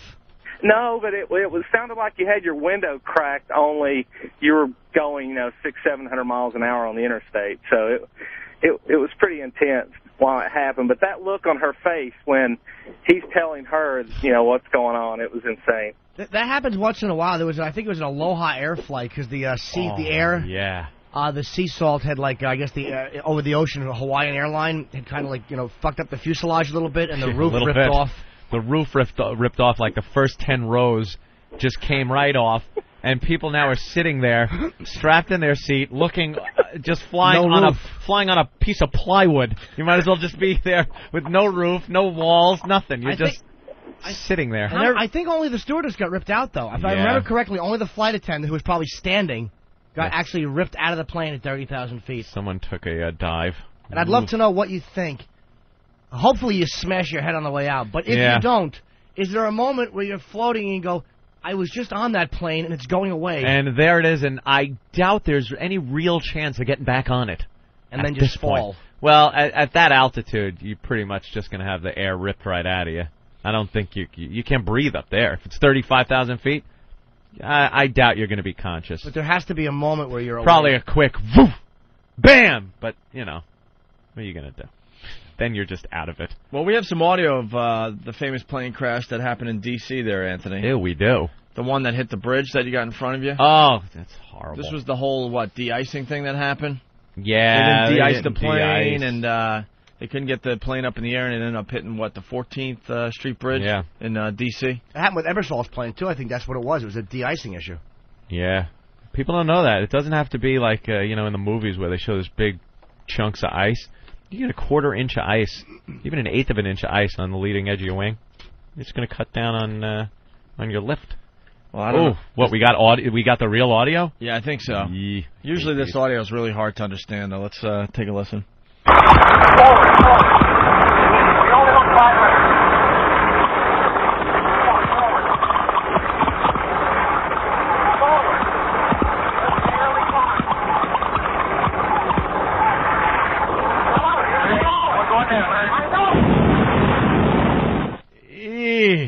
Well, you can hear the end of that. We're going down. Because we're going down. I know it. Boom. Goodbye. Bye-bye. Wow. I saw a great special on the Concorde, the one that crashed. And they knew there was a problem, but there was not enough runway space to stop. Like, as they're taking off, they know something is very wrong, but they had, they would have just crashed if they would have tried to stop, so they had to take off. Yeah, there's that point you reach, that point of no return where you have to take off. You ever see the footage? There's footage of that last Concorde. It's like a few seconds of footage. It's 100 feet off the air, and it's on fucking fire. Oh, right, yeah. Over the French countryside. It's Yep. really unpleasant. Yeah, it's like the only Concorde that went down. Yeah. And that was caused by a Continental plane that took off before it, my friend. Allegedly. Piece of the engine falls off, gets kicked up by the tire of the Concorde, and right into the fuel tank. Yeah, it was a bogus part, I think, or a part that wasn't installed properly, whatever. But, at least Continental's safe airlines. Hey, Fuck that the people plane behind landed. us. Continental's motto, fuck the people behind us. It's horrible. And the story about the FedEx guy, apparently he wanted to single-handedly ruin FedEx by crashing the plane into their Memphis headquarters. That was his plan. That was to his take goal. over the cockpit with his ball-peen hammer. That's wonderful. Get behind the controls and crash into the hub. We got more audio of plane crashings. Plane crashing. Plane crashings. Jesus. Plane crashings. Planes crashing. Yeah. An accident southbound on the Major Deegan at the Marshalloo Parkway. An accident, a serious accident involving a tractor-trailer and a car. It has been pushed off to the shoulder, but now watch out there now because another flatbed truck is going to have to come to clear it, so yield right of way. Northbound on the BQE, we spotted that disabled vehicle in the right-hand lane before the Kiosco, not causing much of a backup, but further northbound there on the BQE, traffic is... Oh, is this the helicopter crash? I would assume. There was no explanation. This is back It'd in 1986. be very exciting if she was just given a traffic I report. swear to God, I'm like, why is Eric so I thought calm? this was audio from a plane crash, but it's actually the helicopter news lady going down. Oh. There was no description of this clip, so I didn't know where we were going. Next time, write that down, Hawk. All right, so she's doing a traffic report, and Yeah. unfortunately, she bites it here. It's very heavy past the Kiosco all the way over to the LIE. The outbound Holland Tunnel extra heavy for you right now. Earlier there was a car fire at Hudson and Canal Street. It has been cleared about, but now heading to New Jersey. The outbound Lincoln Tunnel looks a lot better for you in New Jersey. Hit the water! Hit the water! Hit the water! Eek! Okay, we're going to play some music here, I think. Find out what's going on with the helicopter. There's something happened there. It's 4:45. We're gonna play some music. We're gonna play some music. Play some music. What, a little John Denver shithead? I think that was WANBC. Was Wasn't it? The NBC little helicopter. Did she die or? Yes, she did. Wow. That's a DJ that knows how to improvise. Yeah. Let's play some music. Hey, let's get back into the tunes now. Yeah, why don't we play Stairway to Heaven?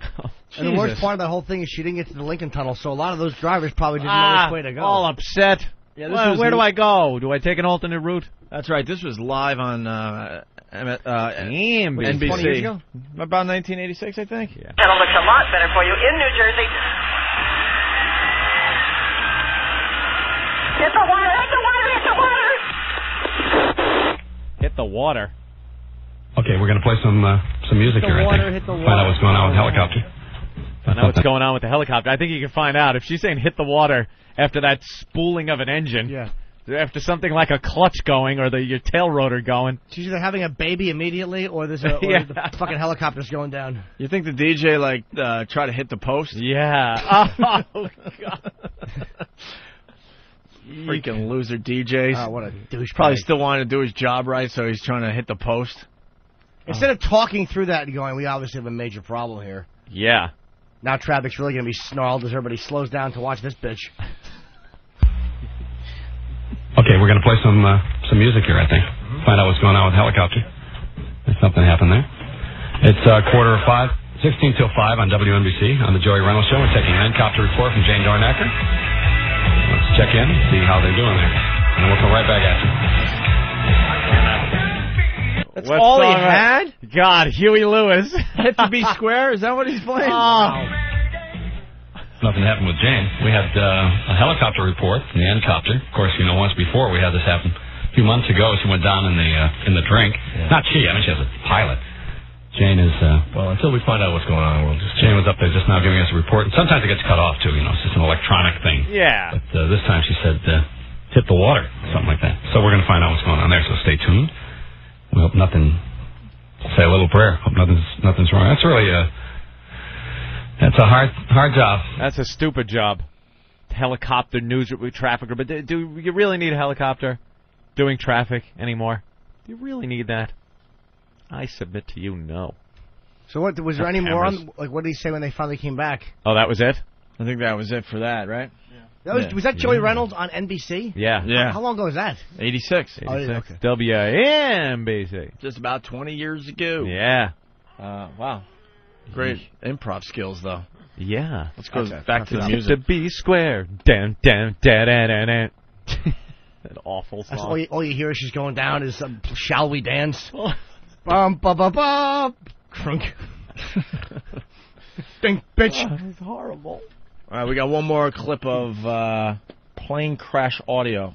We can't get the stuff from that was in the United flight because for some reason it's illegal to release cockpit audio. That's why you never hear, or you very rarely hear it. And that's that one where that guy is describing the one we were talking about, the way they. Well, we lost all elevator control. They're the fucking calmest people on earth. It's ridiculous. These guys. It actually. Huh? I was saying it actually instilled confidence in me, even though the plane crashed. But it made me more confident flying because the pilots are that fucking amazing under pressure. When everyone should be dead, and they still managed to get it close. Yeah, to close. Well, I mean, to where they should have plummeted. My fear isn't crashing on a land. I'll take that. Yeah? Yeah, whatever. What is it? Fucking plummeting. Yeah, plummeting. It's falling. Yeah, the plummeting part really does stink. If someone said you're going to fly, and eventually, I mean, if I knew that, I probably would never fly again, so let me shut up before I give a bad example. You know what? Let's not even talk about it. The plane crash audio, we got a third track here. From all I know, it's August 31st, 1988. That's all I know. That might be it. Yeah? That might be it from the 80s. Let's hear. Let's take a listen to this. Tower set. Estimates look good. Airspeed coming up both sides. 80 knots. Thank you. You got an engine brake. Thank you. 141.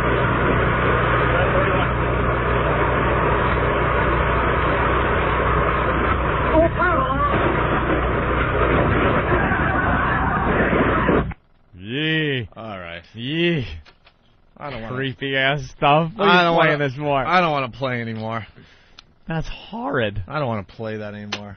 Ugh. And I got an Eastern Airlines flight coming up. I'm a little nervous. Eastern, the wings of man. Yes. All right. Creepy. Moving on, Anthony. How about the Japanese 500 people on this plane? I think it was a 747, and 2 survived because it was doing what they call porpoising, I believe, which is, porpoise, up, down, down. And it finally just hit a mountain. It was completely out of control.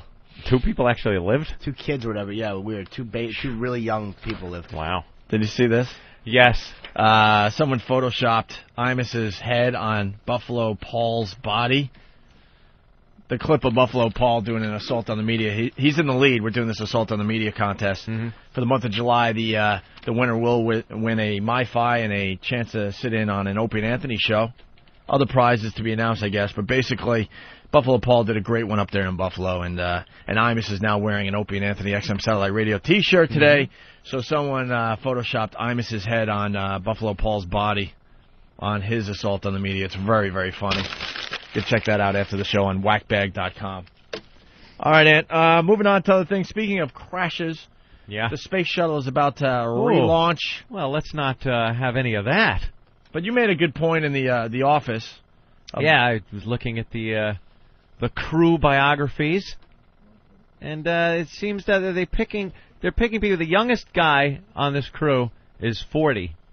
Most of them are in their mid 40s, early 50s. The crew, and I was kind of wondering why they would choose an older crew like that instead of guys, some of their young hotshots. Maybe they don't want. Maybe they don't want to use up some of their hotshots if things go wrong. Maybe they're not that sure about this shuttle mission. You also got a woman at the helm of this one. A woman commander is taking the ship up. So And she was in one of the, not shuttle disasters, but they had a mishap when she was on one of them. Yeah, she's had quite a few hours in space, this one. But She's really the one in particular, they lost engines or something. But had Another enough problem. But had enough speed to get into orbit or something like that, they were saying on the news? Yeah. All right, let's go to the first clip. Space shuttle about to relaunch. Right now, we have a 30% chance of weather-prohibiting launch on Wednesday. So we have a pretty good chance to make our launch window on Wednesday at 3:51 p.m. A 30% chance of making it, I thought you was going to say. Yeah, 30% chance. Wow, good odds. Yeah, well, we just thought it was about time to give it a shot, and we have a 30% chance that it will be successful. They're going up there to fix some stuff on the space station up there, and also to test out some of this emergency procedures on the tiles. If there's some tile problems like there was in the last one, that's why they crashed. They're going to be able to repair it with pretty much spare tiles and glue. Pretty much it, like you would repair in your bathroom. I thought after the last space shuttle explosion that they would just come up with a whole new thing. Spacecraft. They need these stupid tiles. They cannot figure out how to bring something through the atmosphere without it frying, and the only way they could keep these things from burning up is with these stupid tiles, with some kind of heat shield. They can't. There's no force field. There's no way to bring it in slowly. There's no way. It's one of these things that are just. They can't figure out how else to do it. They'll eventually get a material that works. Like some sort of an alloy or something. A single skin that can go over the thing. Because now they got to put all these tiles, because of the irregular shape of the shuttle, all these tiles have to be put on. Each one's numbered. Each one is very individual.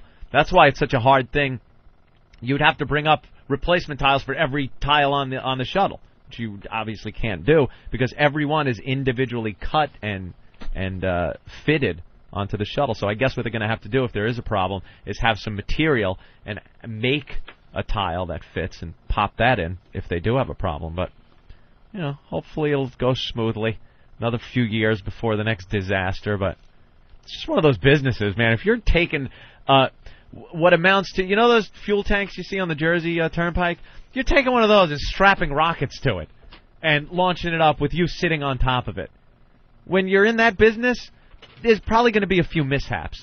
I'm surprised with all the people we have sent into space that we've only had a comparatively small number of fatalities. You think their life insurance is very expensive? I would say probably maybe $30, $40 a month. You think most companies wouldn't even insure them? I wouldn't even touch them. Yeah. All right, let's go to the next clip here. We are going to test new repair techniques on orbit for repair of the reinforced carbon-carbon panels and tiles, and also we are replacing a control moment gyro, which are the gyros that keep the station at the correct altitude. Things been running without those? Oops. Yeah, really. So, good luck to you, NASA. Godspeed, you say. Godspeed. Godspeed. And then finally, as far as our AP clips go today, the Slurpee is celebrating an anniversary. Huh? We should have sent our stunt boy to 7-Eleven to do something wacky with the Slurpees. Oh, this is the wacky story. The wacky story of the day. Hey, everybody. Let's listen to this clip. Slurpee's really become an iconic brand and really a key reason why. Yeah. Did anyone else hear herpes? Herpes. I heard Slurpee, but let me try to think of it as herpy, and I'll probably hear herpes. All right, listen for herpes. Okay. Slurpee's really become an iconic brand and really a key reason of why people come to 7-Eleven. Customers really seem to identify Slurpees with making you feel young at heart, and there's nothing better on a hot summer day. Ugh, you're giving Slurpees too much credit. That typical spokesperson. I like getting blown. That's better on a summer day. I can think of a million that type of things Slurpee. Right. And you blast her in the throat, and she's like, I got that head freeze. Yeah. Head freeze. Hate the brain freeze. All right, let's go to the second Slurpees clip. But they're actually. For example, if you look at the 40th anniversary on the bottom. Jesus. Eric, what are you doing? Can I get someone in here that just knows how to listen? That's all I want. You're not listening, Hawk. I don't like it. Just play the clip now. Hey, do you guys know that Imus is wearing an Opie and Anthony shirt today, by the Whoa! way? How about that? Play the clip, Hawk. For example, if you look at the 40th anniversary on the bottom of every cup, there's an iTunes download. Very, very relevant to today's teenagers with some of the same great flavors from years past. Slurpee has evolved, and the cups have continually gotten better as well as technology has improved. Who cares? Oh, my God. That's just a drink. What a big day for this guy.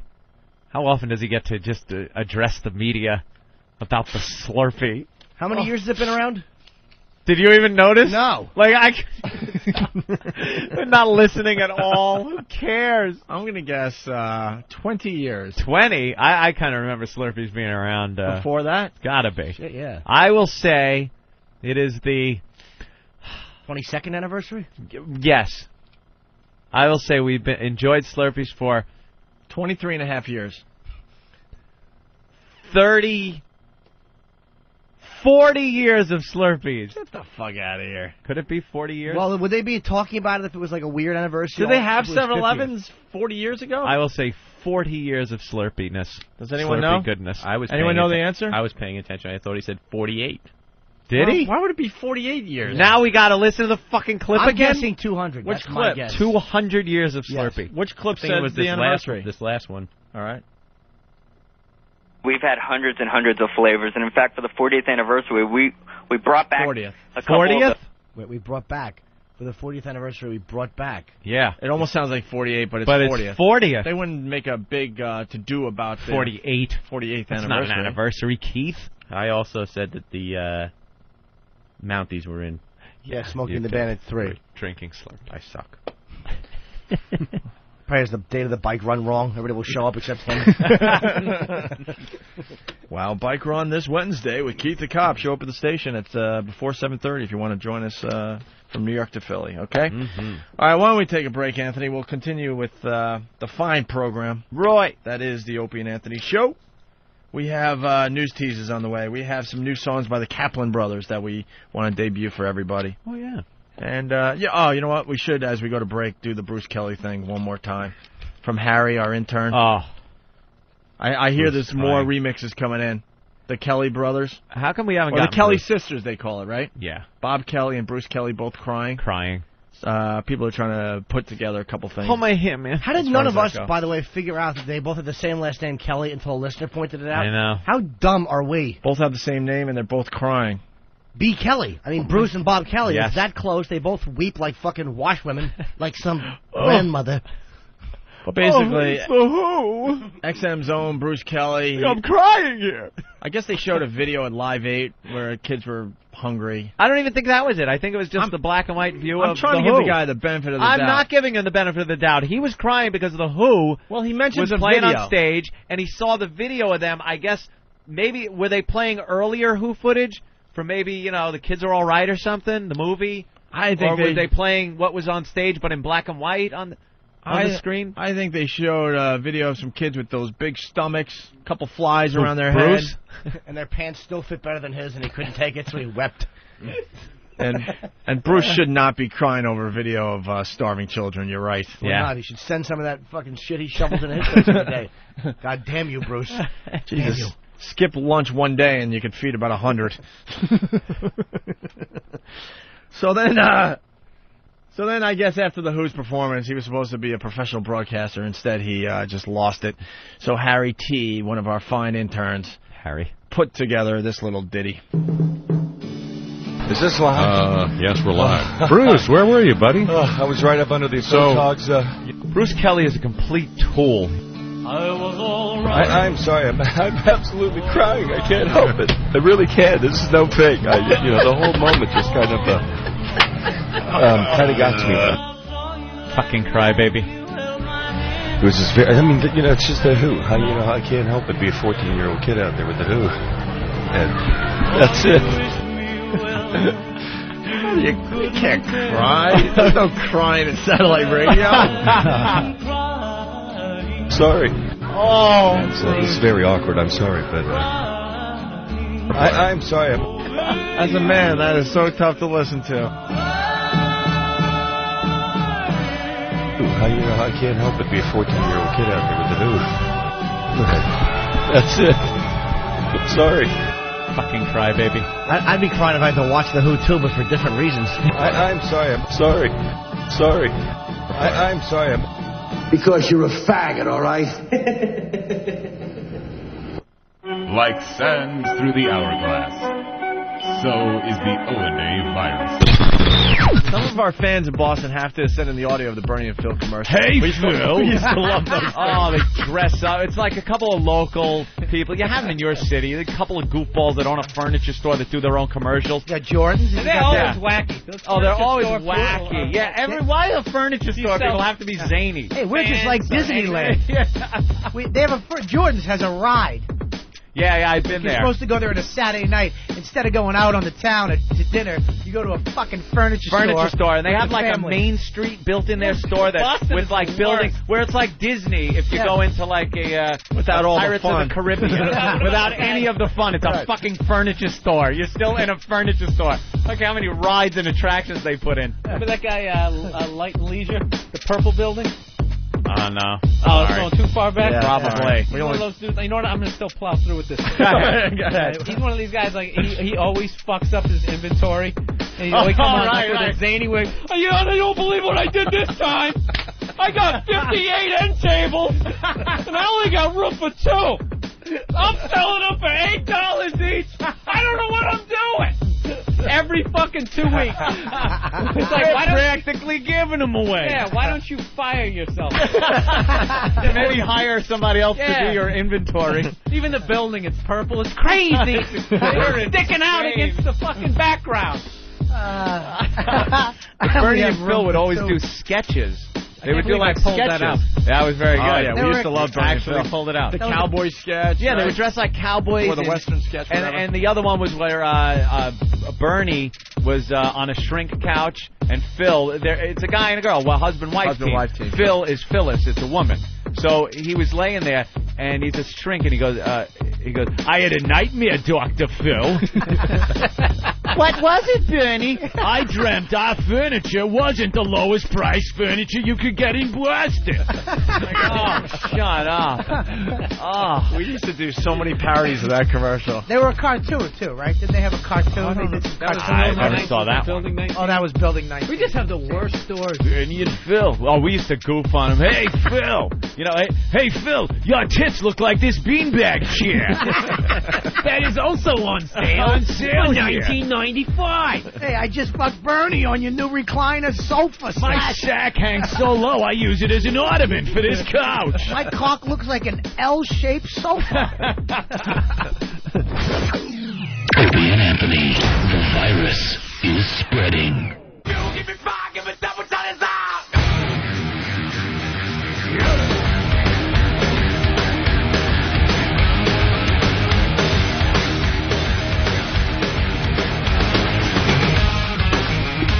Hey, Pete, what's going on, buddy?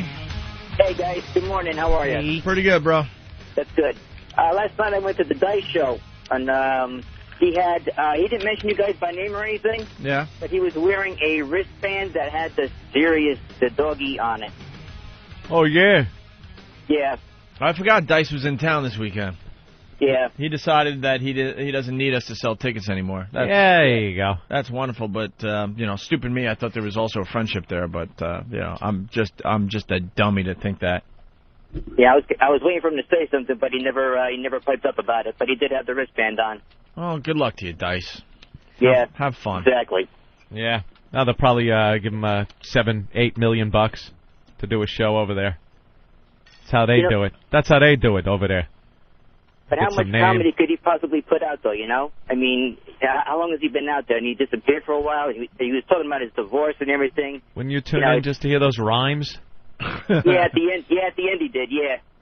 Hey, stick around. I'm going to do Hickory Dickory Dock after these words. Oh! Yeah. But, he had three guys on before him. Yeah, I guess they had to fill a spot because Patrice was supposed to go on at 10, I guess. Mm-hmm. And I don't know what happened there, but they had 2 or 3 guys on before Dice, and then Dice came out and everything. He did his thing. And actually, my wife noticed the wristband. She goes, "Wait, look, he's got a wristband on it. It's Sirius on it." I was like, "No." So I looked, and I'm like, "Holy shit, you're right. It's a little doggy." I was like, "I gotta call in and tell the boys." Well, whatever. Good luck to Dice. Good luck to you, fun. Dice. Something's up with him. Yeah. Another person that thinks he knows what he's doing as far as radio goes. Yeah, that's what you call a true friend, you know? And I know exactly what they're trying to do over there, and it's not going to work. They couldn't get us, so they're going to get elements of our old show that worked. It ain't working. Way to go, Jeremy. You're a real smart programmer. Couldn't get us, so you get Dice over there. So you get elements from our old show. You know how awful a Dice show would be? Like, Dice was fun when he came on our show, and you could kind of control him a bit, and we did great radio with him. But let's be honest. But it was also because we were leading him along and and kind of holding him, kind of hanging up on him. And there were a lot of times, he wanted to do the show, and we're like, no, dude, rest a little while. Trust me. It ain't working this time. Let's say hi to a lot of people calling in with this one. Mike in Pennsylvania, what's up? Hey, I'm just curious. What the hell is XM trying to do here? They're friggin' trying to convert your audience or something there with advertising the gospel channel? Oh, yeah? That's just... Yeah, what the hell is that all about? That's just laziness. I've talked about it in the past. No, it really is. It's just laziness. They have somebody that they probably pay not much money that schedules, promos for other channels, and they don't know what this channel's about. That's just a waste of airspace to promote a gospel channel on this channel, on the Opie and Anthony channel. It's dumb. It's laziness. It's crazy, guys. I'm punching out. Can we find out who did that? Let's find out who did that. I'd love to ask them what they're doing. It's just laziness. Chad, what's up? Same thing, praise the Lord, I've been converted. Praise the Lord. All right. I've in the past I've heard promos, I'm like, whatever. I've given up on that part of this whole thing. It's laziness. Mm-hmm. There's a bunch of channels that our audience would be into. The gospel channel's not one of them. O&A friendly. And when there's 150 music channels, why would you promote the gospel when there's so many others that would make more sense? You never know. It's just laziness. Maybe some of our listeners need some converting. There's a lot of laziness in the business in general. Is it done to be funny, you think, or no? No, it's just laziness. I guarantee it. It'll be taken care of, though. You watch. Uh-oh. You watch. It'll be taken care of. All right, and we should move on to other things here. Listeners are starting to get into the news tease bit. Starting. Yep. We're getting news teases from all over the country. This is where you can participate in the show. Do they get it now, what we're looking for? Pretty much, yeah. They kind of weren't getting it. They're getting there. Well, the big story was Dennis the Menace. Dennis hitting the panhandle. Dennis the Menace. So, yeah, they're starting to get it. We're looking for you to, send in your news teases from your local news in your fine town. Mm-hmm. Where they're trying to scare the shit out of you. Right. Because when you play them one after another, it gets really, really funny. Yeah. Because you realize how ridiculous it is. They try to frighten you with the simplest things that you do every day. The first couple are whatever. I got one in here that's going to make just everyone laugh really hard. Ooh. Guaranteed. I want to thank Michael Bolton from whackbag.com for sending it in. It was the one I actually saw myself and said I was praying someone recorded it. Michael Bolton. So we'll end with Michael Bolton's, okay? Mm-hmm. But first, here's Kevin P's submissions. Protecting the tri-state after the London explosions. Tonight, the largest mobilization of police since 9/11. From the rails and roads to the bridges and tunnels, we'll show you the heightened security and what it means for your morning commute. CBS 2 News at 11. All right, well, I guess that one made us feel kind of safe. What did it? I don't know. Mention 9/11, tying it with the bombings, mention the commute, so it has the personal interest. Uh-huh. It's just fucking awful. Scary. Yeah, to use 9/11 ever. Yeah. Just awful. They love it. They love scaring us. Hurricane Dennis turns deadly. More on when the storm will hit the U.S. And see where Shame on You found low-carb bagels that are anything but. Oh. Shame. Shame on you. Are they getting in the poor guy's face like they usually do about stupid bagels? Can you imagine the damn guy's just trying to make a living? Aren't there some unregistered sex offenders they could go after? All right, low-carb bagels that aren't low-carb? Oh, we'll get you. Shame. Right after the hurricane thing, too. The hurricane's coming, and there's low-carb bagels that aren't low-carb. Oh, boy. So all you fat pigs that think you're doing something good, think twice. Remember with the subway bombings, we said every city's going to try to tie it in. Of course. Connecticut tied it in, and we were joking about the this. City of Connecticut, Opie. Yeah, and we said no offense to the City of Connecticut, yes, Anthony, and to Philly. Yeah. But those are two cities, well, two areas. That joke's over now. A state and a city. Yeah, I know. Those are two areas that are close enough to New York where you guys are very, very safe. Yeah, because don't if you're worry. going to go the distance, you might as well hit New York again instead of New York. Downtown Connecticut. I wouldn't worry about Greenwich. Right. But the local news had to have their little spin on the subway bombings in London. Good evening, everybody. I'm Keith Kuntz. In the wake of the London attacks, security remains a top priority here in Connecticut. See what officials are doing to make your transit system as safe as possible. The Gulf Coast preparing for the wrath of Hurricane Dennis. We'll have the latest on that. And we have our own weather issues to worry about. Jeff has the details there. The surprise to me is that Connecticut has a transit system. Well, they have a bus? Do they? I think they have a bus. Just buses? And I think they have a trolley.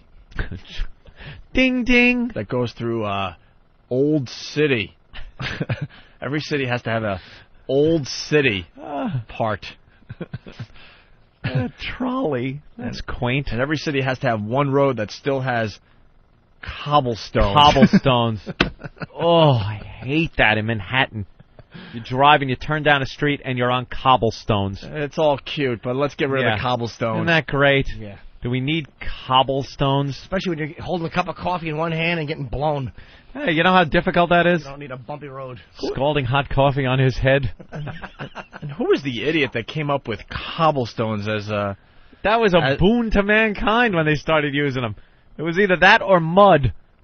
Well... Then they put the stones in the mud and realized you could ride your horse and buggy on it. But who was doing the horse and buggy thing going, this is much better than riding through mud? I think cobblestones What's up with probably, the cobblestones? probably went, the cobblestones! Do we need these people? They're awful. Do they taste like apple cobbler? I understand going from mud to cobblestone was probably like a good idea. That was huge. But then cobblestone, that should have lasted a year. Where they're right. like, okay, figure it out. Good idea, but awful bumpy. Maybe we could fill in the grooves with something else. Well, that's what they tried to do, but now you're driving down Street Manhattan and there's still cobblestones. Mm-hmm. We have jet aircraft, yet we still drive on cobblestones. What about some of these towns that still have like the trolley tracks, but no trolleys? Yeah, they haven't trolleys had long gone. Trolleys in 100 years, but some stupid historic society insists that you keep the tracks down. We're very proud of our trolley tracks. Great. So it makes for a bumpy ride in that motorcycle town. guys wiping out when they're trying to turn. All right, so let's go. That was Crazy Eric. Thanks, Crazy Eric, for helping us out with the. He's crazy with the scary and fearish news teases. Here's Tim in Oshkosh with his submission. Good morning, I'm Bob Healy. The emerging mess on Highway 41. See why you may be steering into danger when you squeeze into traffic. Tonight on NBC 26, live at 10. Steering into danger. What does that mean? Steering into danger. What's up ahead? That's very scary. Driving is inherently dangerous. It's just a dangerous thing. Oh, you know how they scare you, steering into danger. We got to rewind a little bit, because I thought I heard this, and I just let it go, but now someone's saying that it's actually his name. Who's this? Hey, this is Rod. How you doing? Hey, Rod. And you're from Connecticut? Yes. And you know that newscaster from the Connecticut story? Yeah. All right, go ahead. He's a black guy, and his name Keith Coons. Come on. This guy laughed. Seriously. Yeah. See, I thought I heard him say that, but no, no. Seriously, dude. It's hilarious every time he's on the air. Oh, what an awful name for a black guy. Dude, you know that newscasters change their names all the time? You would think if you're a black guy with the name Keith Coons, you would change it to something a little more he did generic. change it. It was originally Keith Jigaboo. Bunch it out, guys. All right. Is that really his name? Let's go back. Let's go back to the Keith Coons guy. Good evening, everybody. I'm Keith Kuntz. In the wake of the London... Is it Coons or Coots? He says Kuntz. Kuntz? I'm sure he says Kuntz. Kuntz? Do we have his name spelled somewhere? Yeah, let's check that out. Yeah, check that out. Check that spelling. Good evening, everybody. I'm Keith Kuntz. In the wake of the London... There's a T in there somewhere, right? Keith Kuntz? Kuntz? Yeah, it sounds like C or K. Probably K-U-N-T's. No, you would say... Cunts? Yeah. He doesn't want to say coons or cunts. That's a tough one to navigate. That's rough. I told you. And we got a spelling? Keith, K-O-U-N-T-Z. Whoa. Coons. There's all sorts of problems with that last name. Yeah. Whoa. Cunts. Are you a black guy or are you a twat? C-O-U-N-T-Z? C-O-U-N-T-Z, supposedly. Yes. Yeah. How much you want to bet that O was added years later? Of course it was. I told a famous story when I was a caddy. I used to have to caddy for the Kuntzes. Yeah? But I guess it was pronounced Coons. They never pronounce it like... But her name, I swear to God, was Anita, and his name was Dick. Really? And basically their name was the C word. Their last name was the C word. And you're just a little kid carrying their bags, and then you had to thank Mrs. Mrs. C word at the end of the round. Oh. That's him, huh? There he is, Keith. Jesus. Kountz, yeah. He's a real guy. He looks like Nat King Cole. Yeah. That awful, gelled hair. I could see how a girl could fall for a guy like that. Oh. Somebody show my kids and Keith Kuntz over here. Yeah, this is a famous wacky name. Let me go to John in Boston real fast. Thank you. John. Hey, what's up? How about those Red Sox? The Red Sox rule. Yankees suck. You guys don't forget about the first base coach from the Pirates, whose name is Rusty Kuntz, Kuntz. Yeah, that's a true one. All right. That is an awful, awful name. I'm punching out, boys. And I'm sure the next person calling in will do the old Dick Trickle guy. Yes, we know about there's a name. NASCAR. The NASCAR driver. guy. Yeah. Dick Trickle. All right, moving on with the news teases. This one comes from Minnesota, Anthony. Phil in Minnesota. Minnesota? They're tying in the London subway bombing. Don't worry about it if you're in Minnesota. Tonight, Twin Cities Transit. Is it safe from terrorist attacks? You'll be surprised by just how closely we're all being watched. See, this is why I need the rest of the country to participate in this bit. Yeah. Because New York, you sort of expect it in a way, right? Right. But in the middle of Minnesota, they're trying to scare people with the fact that it might happen there. Twin City Transit. Tonight, Twin Cities Transit. Is it safe from terrorist attacks? You'll be surprised by just how closely we're all being watched. And I guarantee you, it's some stupid subway cams that have been installed by the city. That's how closely we're being watched. They make it sound like the terrorists are watching and picking their spot and gonna attack Twin Cities Transit. No accent at all. Why do they always forsake their accent? Why is there such an emphasis put on not having an accent that sounds like you are from there? Why? You want to sound intelligent. Yeah. No, I'll tell you why. I guess you don't get your news from that. I'll tell you why. It's like radio. These guys, you have to travel around the country, and they don't want to be known as, the broadcaster with the bad Minnesota accent. You are limiting yourself. Yeah, that's true. Okay, that makes sense. These guys don't stay in these towns very long. They don't want to stay there. They're always jumping around, and you try to jump to a bigger market, and land in either like a New York, Chicago, or in L.A. L.A., yeah. Well, that's the reason. Southern accent on the news. Oh, well, they're out there. They're definitely out there, but they're never leaving either. Yeah, it's not the norm. Here's E-Rock's submission. News teasers. Plus, Hurricane Dennis is heading for Florida. As that state braces for the worst, we deal with our own super soaker here. Also, information you might want to hear before you take a trip to the hospital. We deal with our own super soaker here. Got to tie it in here somehow. There's a hurricane there throwing boats around. And we got to tie it in here with what, a little sprinkle? Was that what it was? Super soaker. Super soaker. That was actually Indonesia that had that news. But even better was what you need to know before you go to the hospital. Yeah. What?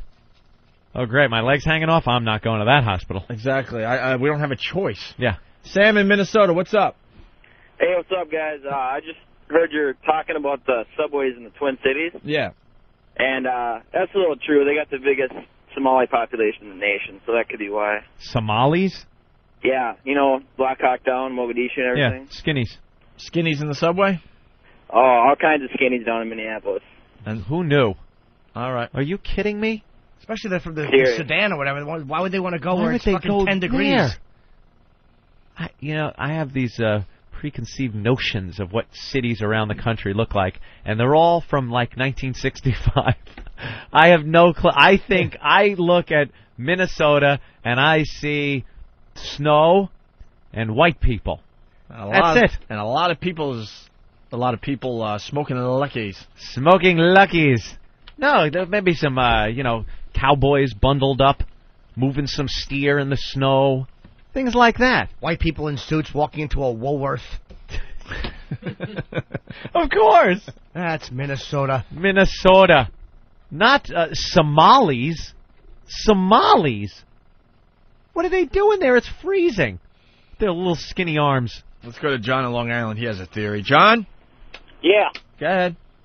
Yeah, John, the thing that I would tell you to do is do a Google search on how many mops go. Did he call him... Did he say, yeah, John?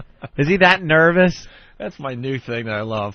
I hear it on the replay. Yeah. It's the nervous listener. I love the nervous callers. This guy actually said his name. Yeah, John. John. Just repeat anything you say. John, I was going to go back to you. I was just putting you on hold to make fun of you for a second. He punched out. He's basically saying that this is where everyone is hiding, in Middle America. Middle America is where the terrorists are hiding? Yeah. Here's another news tease from Derek. Falling furniture in your house. Are your children safe? Coming up on The Early Show. Falling furniture. Are your children safe? I say no. Falling furniture? I know TVs are always toppling over on little Hispanic kids. If they're not falling out the window, the TV's falling on them. Jesus. But other than that, what could really fall on a child? What furniture? Dresser? No. I'm going to guess end table? No. No? You must have the safest child safe house ever, Opie.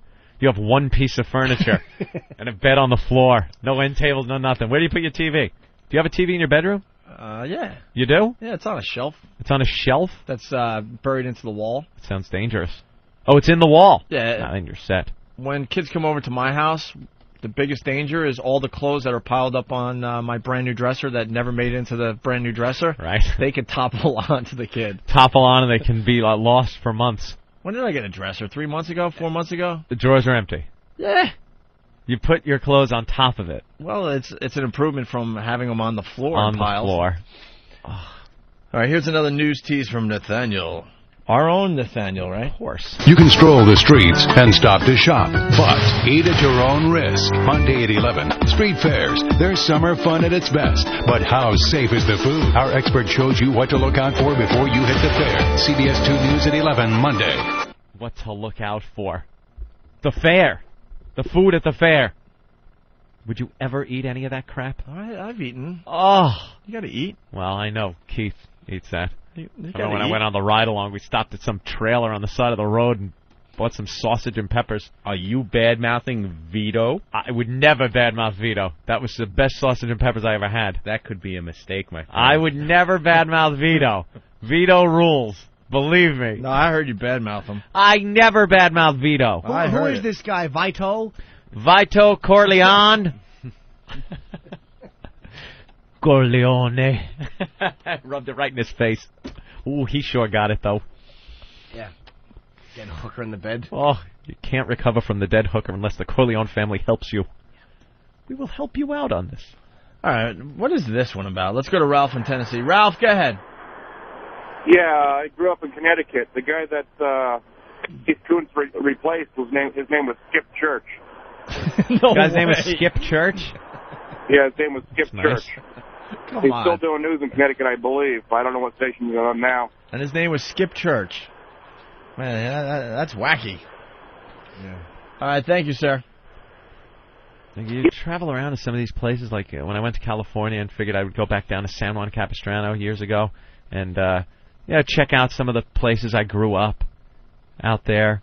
And I went there, and it was just all Asians. Asians have taken over the West Coast. Just taken over. Sorry, but they got... oh, God, hold on a second.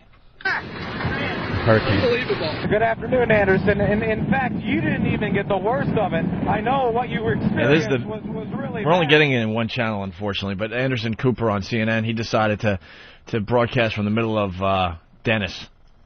The hurricane. Hurricane Dennis. And they're peeking from around a building as things are flying by them.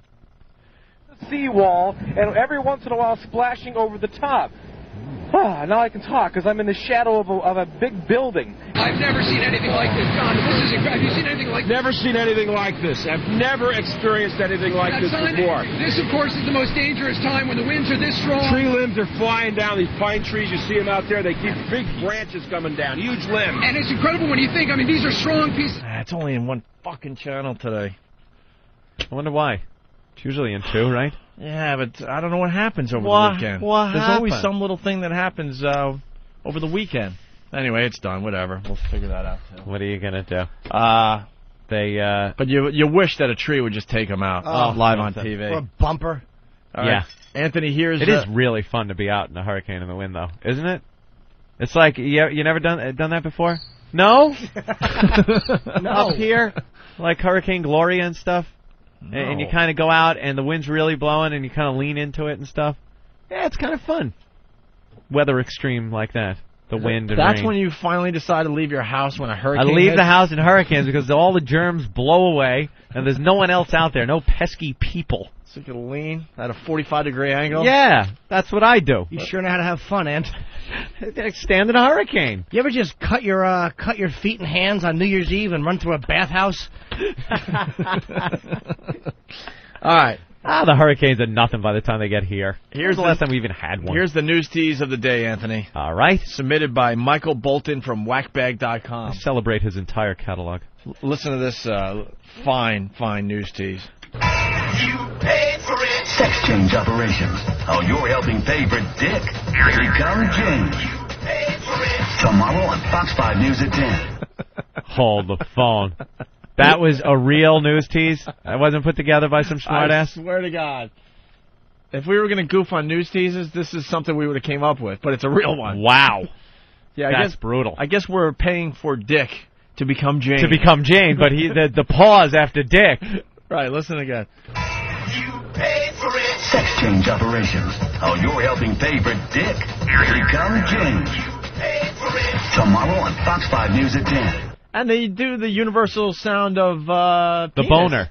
That is boner. the universal sound of the boner. Doesn't matter where you are in the world. You hear that boing sound, they in any language you would know boner. That someone is hard. Boner.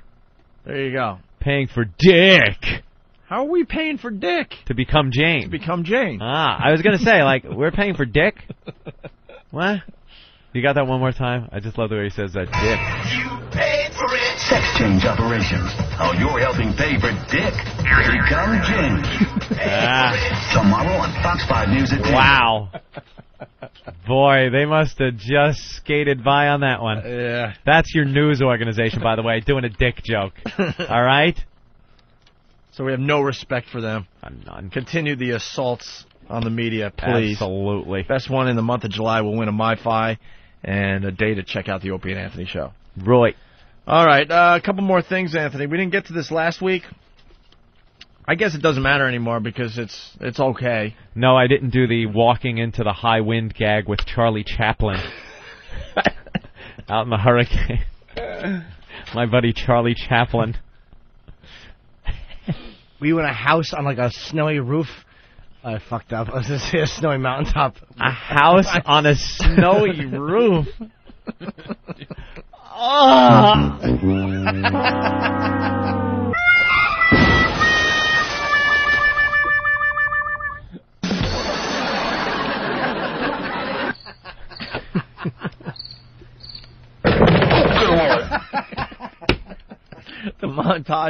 The montage of fucking up, everybody. I am a boob. A house on a snowy roof of another house. Yes, 2 houses. I love it. When are we going to do that new bit, Bombs and Flubs? I think people still working on that? I think the interns are working on that. Yeah. Hard at work. All right. You know what? If they were still interns, would have been done. That's right. It would have been done. They're not hungry anymore, Opie. It took a week. We're going to vote one of them off the island. Oh! Who will it be? That's good. Let them have that in their mind, and then they'll work harder. Let's say hi to Dan in New Jersey. Dan, what's up? Are hurricanes blowing sharks into your backyard? You blow it! I blew it! Punch it out! Are sharks blowing people wearing wigs? You dummy. They get all nervous. And then he tried to reverse himself. Are hurricanes, Alice. So the Lunday. Jesus, we're all fucking up today. Oh, my God. So the Lunday what? Lunday. Ron Lunday. Wow. The Lunday. Old Lucky Lunday had his baby taken. I was going to say the... Baby took I was going to say the London subway bombings. Yes. That's now old news, obviously. Of course. So it's okay over there? It's no big deal? Everything's fine. They're trying to get one more body out of the subway. That's what they're saying. Oh, really? Yeah. A lot of wreckage down there. But the news already hosed down and moved their crews down to this hurricane. Yeah, no more crews left in London. Nah, you won't see an American news crew there. But when they broadcast that story, they made it sound like it was a really big deal for everybody. It was very important and very big for a day. Until the Dennis the Menace thing. Then Hurricane Dennis, how will it affect our area? And I bet you we go back to the sharks. You think the sharks? I think we're going to surprise everybody, and the news is going to start talking about sharks again. I saw more people die in elephant attacks every year. Oh, really? Than in shark attacks, yeah. Because they're on the land. You got to give them the benefit of, the fact that you share the real estate with an elephant. If you're out of the water, odds are you will not get attacked by a shark. Although I have seen footage of idiots that have been attacked by sharks on land. They pull them out of the water, they're on the beach, and some idiot goes and sticks his hand or foot in the shark's mouth. Hours later, shark's still kicking. You know the shark gets his last bite in. Yeah, I was going to say, the shark was just sitting there waiting. Just waiting for some idiot. Just getting all his energy together for one last bite. And he's not letting go. No. Look, I'm dead. You can club me over the head, so I'm locking down on this moron's foot. All right. So anyway, after the subway bombings in London, the New York media went nuts, and they did a little feature on New York City safety tips. Safety tips? Well, these are always handy. Safety tips to get around town on the subways. Listen to this. When you enter the subways, know where your exits are. Be aware. Remember that in a crisis situation. All right, that's good. The same way you came on. This could be another bit that is developing as we speak. The expert on TV. The experts on TV that have absolutely nothing to add. Audio from the experts. They just talk about common sense things. Know your exits on the bus. If there's flames, you might want to run in the opposite direction. Of those flames, of said flames. But don't run towards them. They say it in such a way, though. It's like, this is stuff that I only know because I'm an expert, and if you don't know. If there's a graphic with numbers and then what he said after each number, that makes him even more credible. Right. Mm-hmm. When you enter the subways, know where your exits are. Be aware. Remember that in a crisis situation, smoke, vision is going to be limited. So know your surroundings, and if you see anything suspicious, tell the police right away, or tell an employee of the transit system right away. Or for that matter, don't just focus on the subways. It could be in any location. Right. Just be aware of your surroundings and make the appropriate notifications. And when you see something suspicious. I should just go. Is that below suspicious? Suspicious. Suspicious. And then you see something suspicious. Suspicious. Call the police. Oh my God. But I think you got a greatest hits of flubs from me today. A greatest hits. Suspicious. Well, it is a Lunday. I mean, it happens. Yeah. Oh my God. Lunday. Just another manic Lunday. I don't like Lundays. My favorite pitcher from the Dodgers was Rick Lunday. Hey, do you know? Actually, this guy was good though because the fact that smoke will impair vision. It just came together when he said it. That was what the problem was. I never gave it a second thought. No. That if there was smoke, perhaps you wouldn't be able to see. But that was Thank more God for comfortable him. for breathing. All right, more safety tips. Things to look out for out there. We also saw after 9/11 how we were quick to spot a certain individual who perhaps we thought looked like they could, because of their nationality or their ethnicity, that we were quick to think. Right. And the balance of that has changed. We know Al-Qaeda is, recruiting different types of individuals. So. Shut up, you PC asshole. Just stop it already. Yeah, you start to look at certain individuals like the exact same ones that did this fucking bombing in London and everywhere else in the world. That do every one of them. Stop it. Yeah, we start looking at it because of their nationality. Exactly, stupid. When you're looking for the mafia, you don't start talking to Jews. You go to Brooklyn and you look for Italians. Fucking idiots. Unbelievable. This is why we're doomed. Because of idiots like this. This fucking twat. They're starting to recruit other nationalities. You know something? They're really not. No, it's just more Muslims and now ones with different incomes. Middle-class Muslims they're going after now in London. Yeah. The exact same people. Still, put them in a lineup of, I don't know, people from Greenwich, Connecticut. Right. I'll be able to pick them out. Who are these people that did this? Do we have any idea? Like, what station is this fucking bitch from? ABC. Of course. Here in She New York. black? I don't know. White? I don't know. What is she? I don't know. Had to get her social statement in there. Yeah. It's not right now. Keep profiling. We got a little more here. And the balance of that has changed. We know Al-Qaeda is, recruiting different types of individuals, so I don't think that would be, a proper way to go anymore. Right. And What? just be aware of all your surroundings. And, the government does release information. A number of months ago, the information about limousines and possible explosives aboard limousines was shared with the public. And again, the government is getting better at sharing the information, and it's the public's responsibility to, respond properly with that. You fucking politically correct douchebags. Oh. That's not the right way to go anymore? No. It's exactly the right way to go. That's who's doing this. It's Middle Eastern men. Yep. That's who's doing it. It's Muslims from the Middle East. Regardless of where they live now, that's what they are. Just stop already. I watched a great program over the weekend called The Dark Art of Interrogation. And it showed a whole history of interrogation and how we're using interrogation now to help us out with Al-Qaeda. And our hands are tied. It's just ridiculous. These guys that are doing the interrogating have to abide by so many rules, and they're so scrutinized by the Red Cross and Amnesty International and everyone else that's allowed in to Guantanamo to see what they're doing to these people. And it's ridiculous. We're missing getting information because of how we have to treat these people. And meanwhile, you know what the enemy does. I will say the higher-ups, though, there is a way around it, and that's to farm them out to other countries. Guys like Khalid Sheikh Mohammed and this computer guy they got, but they're getting what they need out of these guys. But the fucking Red Cross and Amnesty International, the Americans are not the ones you should be looking at. We're just the dummies who let you in and abide by the rules. You can't tag team. They call it tag teaming a prisoner. You try to get information, you send one guy in, interrogate him for 8 hours, have that guy go and sleep, and have another interrogator come in that's fresh, and interrogate him for another 8 hours so the guy doesn't get sleep for 16 hours.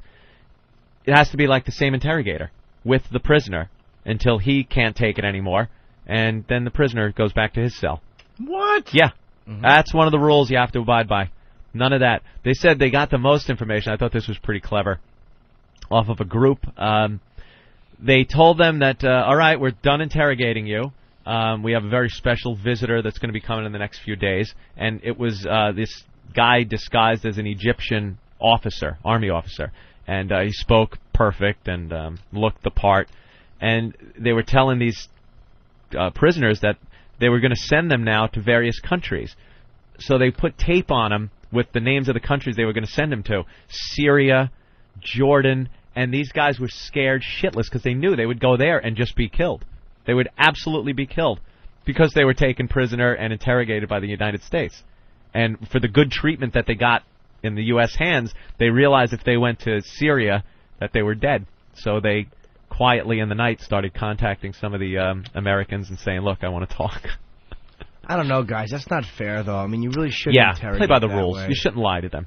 Yeah, you gotta can't play lie. by the you can't rules. Tell lies, because they're assimilating into the society just to kill our citizens. I mean, basically, the Constitution says we have to take that. We'll be just as bad as the terrorists if we That's do that. right. We have to set ourselves apart, don't we?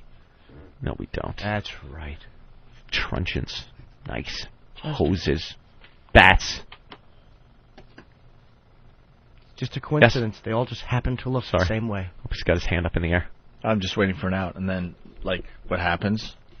Go to commercial? Yeah, but you end with a killer line. Oh. And then all of a sudden... Oh, I hate those. I know, but I was doing it today. How about this? All right. The Muslims get profiled. Don't make a fucking maniac out of me. The Muslims get profiled. No? Wasn't good enough. You didn't like that one? I know this one. My hand's still up in the air. July 23rd, Cleveland gets Norton. Cleveland gets Norton. Don't make a fucking non-ticket holder out of me. No? No. It wasn't a good out either? Wow. We can play a little of this.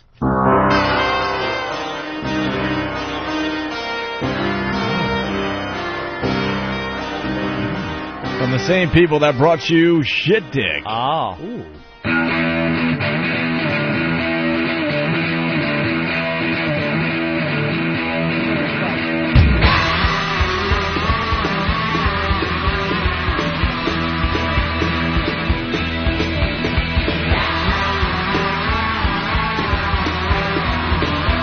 Towel's not a hat? Love this. Go to the store, get the brew. Another stinky egg wrap, worse than a shoe. Ever heard of soap? You smell like fucking shit. With that towel on your head, you make me fucking sick. Go to the hot, go to the hot, go to the hot.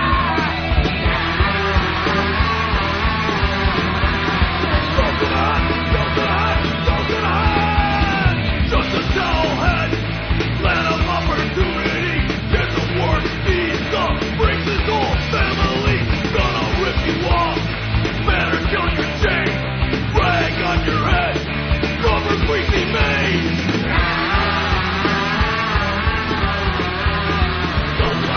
Towel's not a hat. B-side to their huge hit Shit Dick. That's right. Not as good as the single, but I like it. You like it? It fits. The video is really wacky. Just a bunch of people running around looking for towels and trying to make hats out of them, like that, like sped up, like funny film. And they're trying to like dry themselves with Yankee caps. Like an early MTV video, just awful. Very good. We have no out. Do we have an out officially? No. That's a good one. Yeah, you missed it. I know. With towels on a hat was a great one. I know, because then you fade over the and then go pew pew pew, and then pew pew. We'll be back with. I more. gotta get out. All right. I gotta take a piss. Ooh. The very worst of the Opie and Anthony FU line. Yeah, I want to put a fuck you out to Bruce Kelly. You fucking homo. Everybody clap their peas. Yeah, this is Paul Waker. Fuck you, Howard. You're on fucking notice. The boys get shirts. Don't make me a fucking maniac. The boys get shirts. I'd like to give a double fuck you to my two big fat fucking bosses. Two stupid fucking Goomba motherfuckers with the two little tiny pricks. Fuck you and die. Yeah, this is Steven. I want to give a big fuck you to Andrew Dice Clay. Oh, boogaloogaloo, boogaloogaloo, boogaloogaloo. My career's fucking done now. A douche. Fuck you, you overrated prick. Big fuck you to myself for bringing nothing to the FU line. Fuck me. Call the Opie and Anthony FU line at 1-866-FU line 1. 1-866-FU line 1. Well, fuck you very much.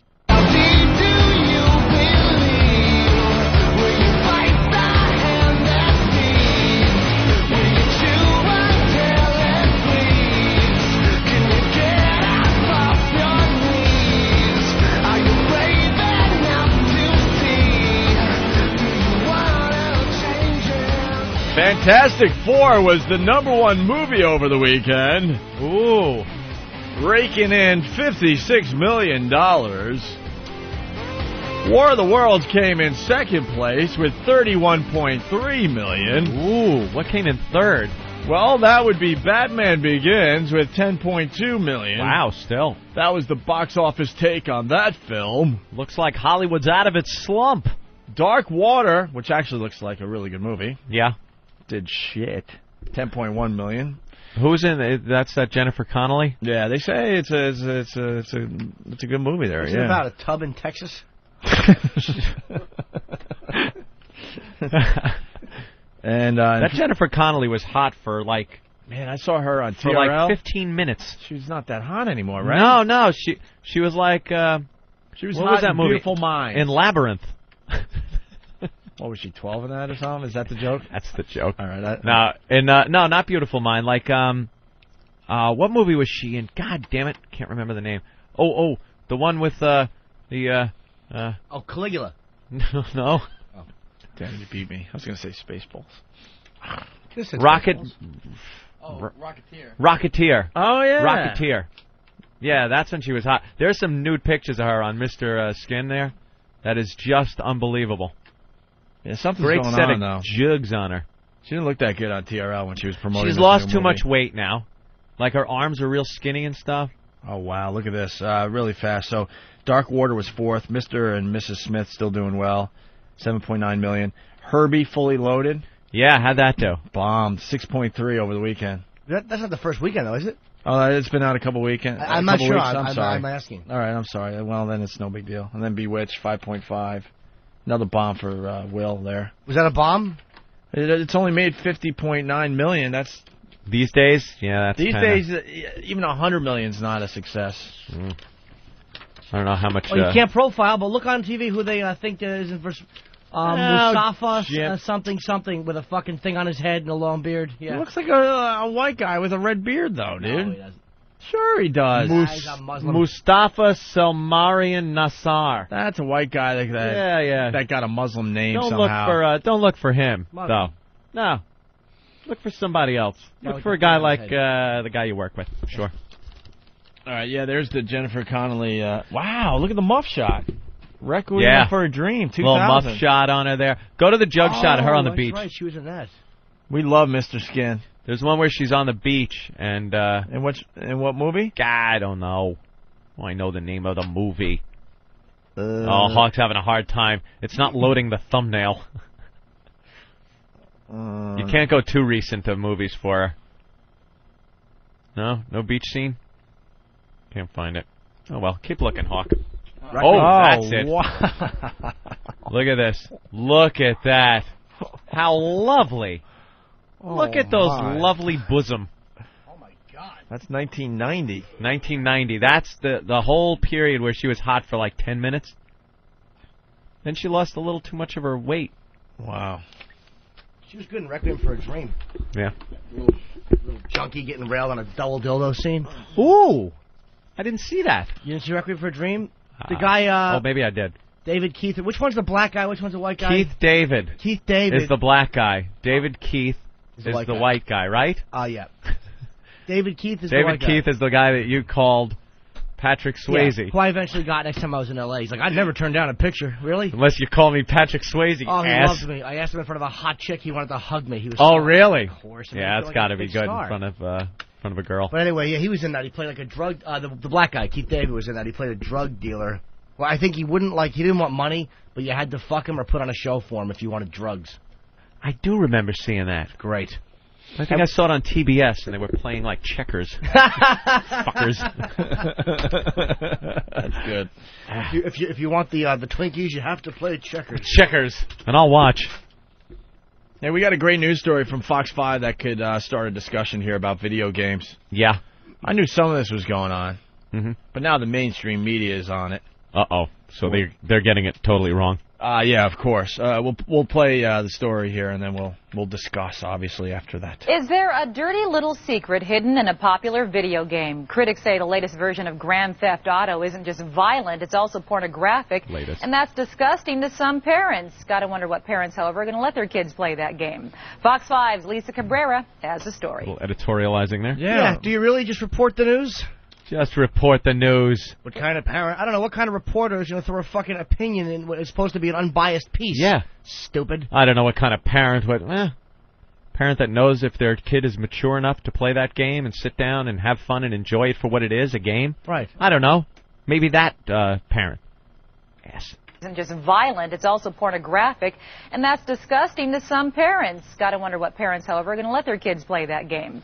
Fox 5's Lisa Cabrera has the story. All right, great. Well, it is something that most parents have never even heard of, but every kid we talk to has hidden sex scenes in popular video games. Nice! Wrong.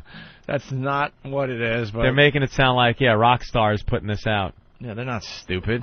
It's a downloadable little mod. Great commercial, by the way, for that game, is one of the world's most popular video games. My friend told me you beat up people and kill them, and then you get their money and stuff. In the computer version of Grand Theft Auto, there's XXX minigames. Now there's something kids can download called a mod. It modifies the game to unlock porn hidden throughout the game. That wouldn't surprise me, because I think that kind of stuff should be outlawed. Yeah. I really do, especially when you're talking about a 10-year-old and a 13-year-old that are playing this thing. I have seen it. I do not think that that's legitimate, really. Many of the games like Grand Theft Auto come with tools to make modding easier. Companies love it because it can make old games seem new again. You buy the game and you have expectations about what it's going to be. So, I mean, if you're letting your kids play the game and that's what's going on with it, then it's kind of your own prerogative. I think it's totally wrong. Totally wrong. I mean, it's very, sad that we have that in our society that's so easy to get to kids. Grand Theft Auto is now under investigation by the board that rates video games. That means their rating could go to M for mature to AO, adults only.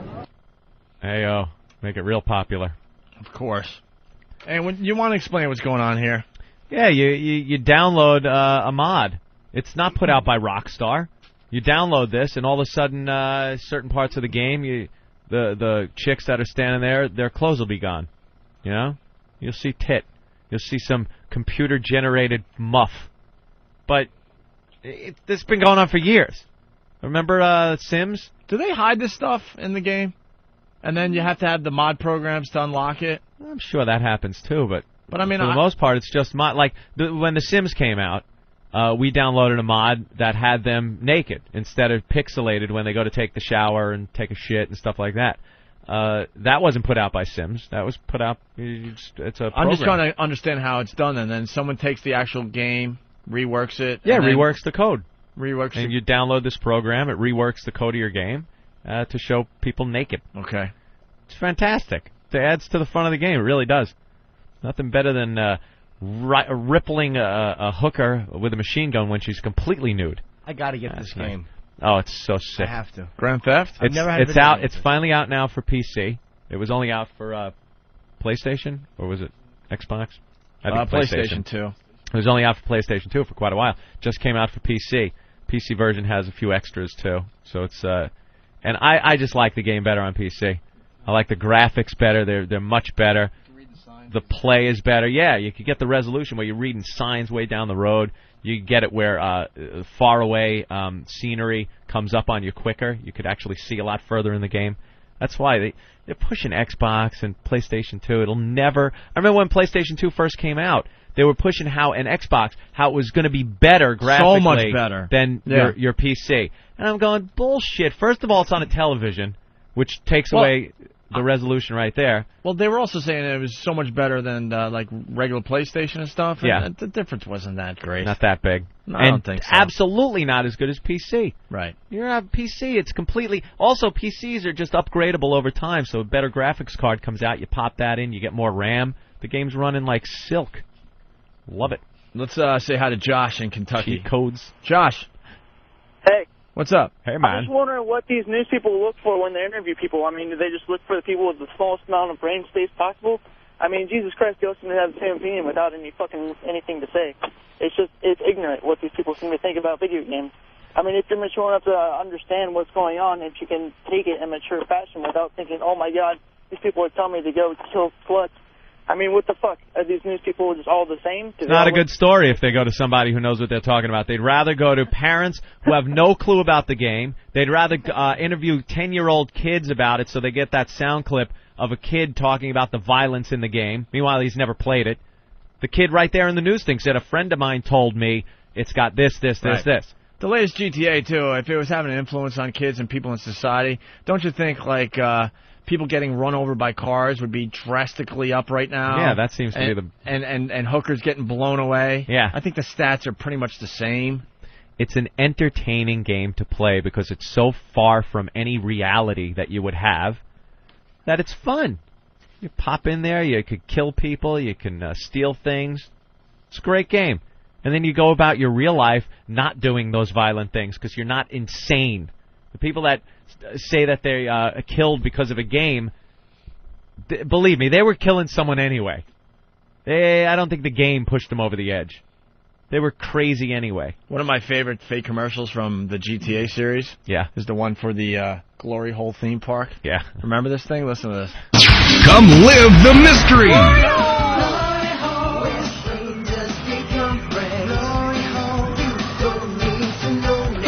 off in our water sports park. I'll show your kids a great time. It's something they'll never forget and talk about for years to come, especially at therapy sessions. It's the place for magic and adventure. Leaving me free to shop and get lipo. Who's ready for the incredible Dribbles voyage? Jerry, can we come too? This is a journey you must undertake alone. It can be dark and scary, but you'll shriek with delight. What's that hole in the wall for? You wait and see. You'll be amazed. Fuck the suits on. Glory Hole Theme Park. Open every day till 3 a.m. That's great. Dribbles. Oh, that's hilarious. Let's say hi to Dennis in New Jersey. Dennis? Hey, you guys remember the old Duke Nukem? I used to go upstairs in the bar and they had the OJ chase running on the monitor. That was the best. I don't remember that. You don't remember that? You go up in the bar and they got a little monitor up in the corner. Yeah. You see that one white Bronco being chased by 5 cop cars? Huh. Oh, I didn't know that was going on that one. Oh, yeah, Duke Nukem. Cool. It's an old one. It's classic. All right, thank you, sir. Posting out. Here, play the other Glory Hole commercial. San Andreas just can't get enough of the Glory Hole Theme Park. Glory Hole, where strangers become friends. Glory Hole, you don't need to know names. It's the place for magic and adventure. We all like speaking rodents to entertain and educate our kids. And now with Jerry Gerbil, the kids have someone they can really relate to. Kids, come and play. I've got puppies to show you. Yay, Jerry speaking rodents! Go on, kids, have fun. I know it's safe. Jerry's wearing a latex bodysuit. See you later, Mom. We're off to have fun with strangers.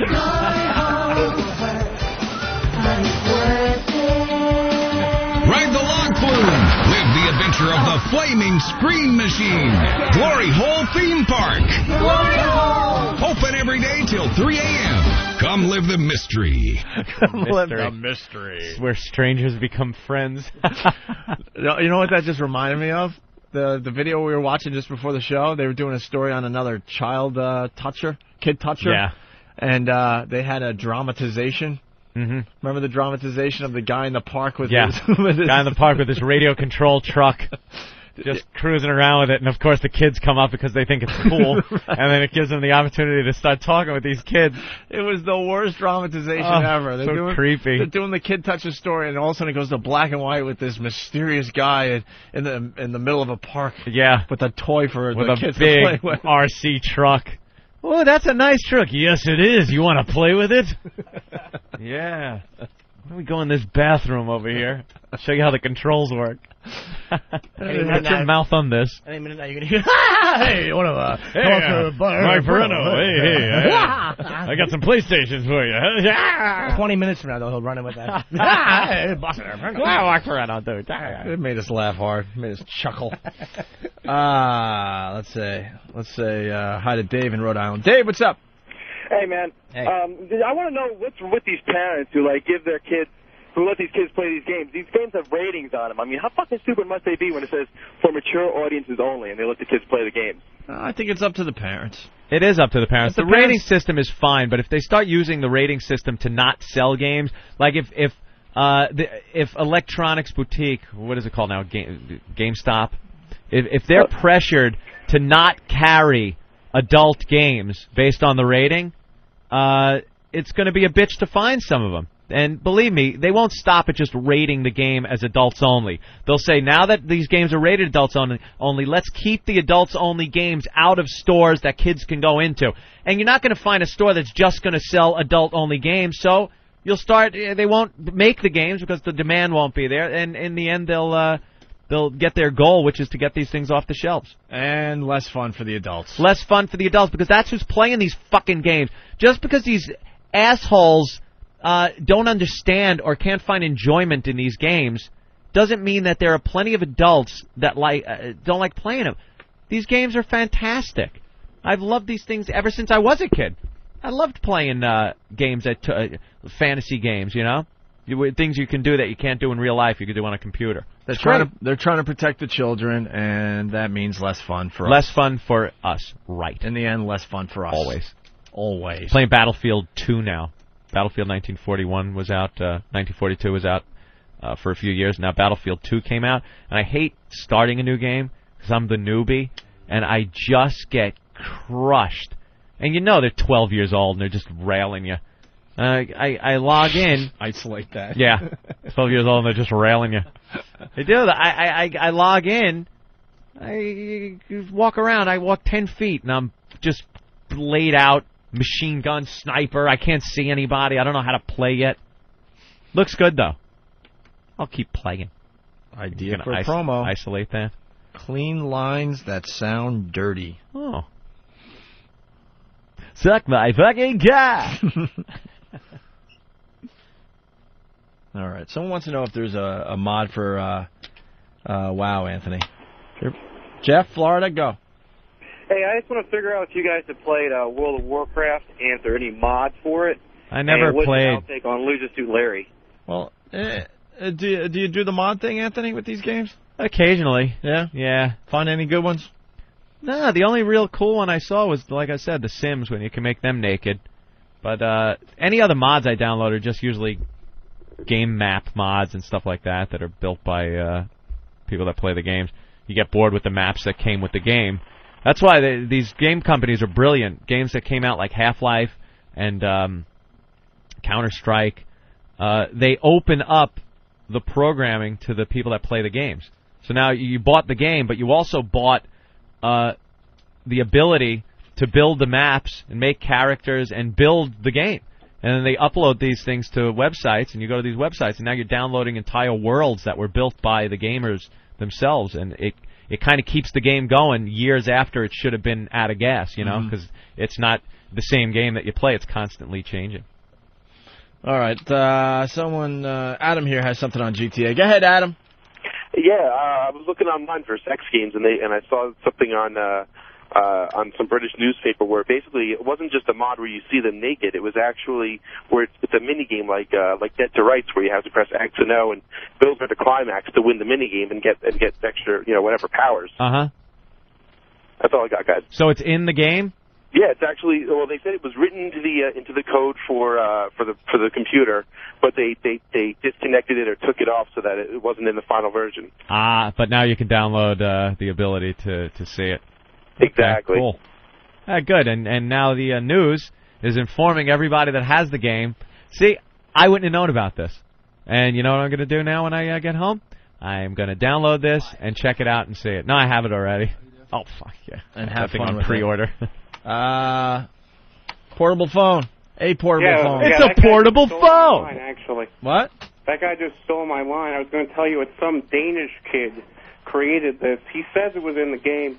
Rockstar hasn't said whether it is or not. But the person from the ESRB, the head, said that they're not going to change the rating anyway because they only rate playable content, not stuff that's hidden in the game. There you go. So it's a non-news story. Yeah. Which is a big shocker. All right, thank you. All right, I have nothing. Oh, that was good. You added a little bit there. Yes, Keith. There was a 1010 Wins was doing a piece in one of our new sponsors, that Mafia Life game.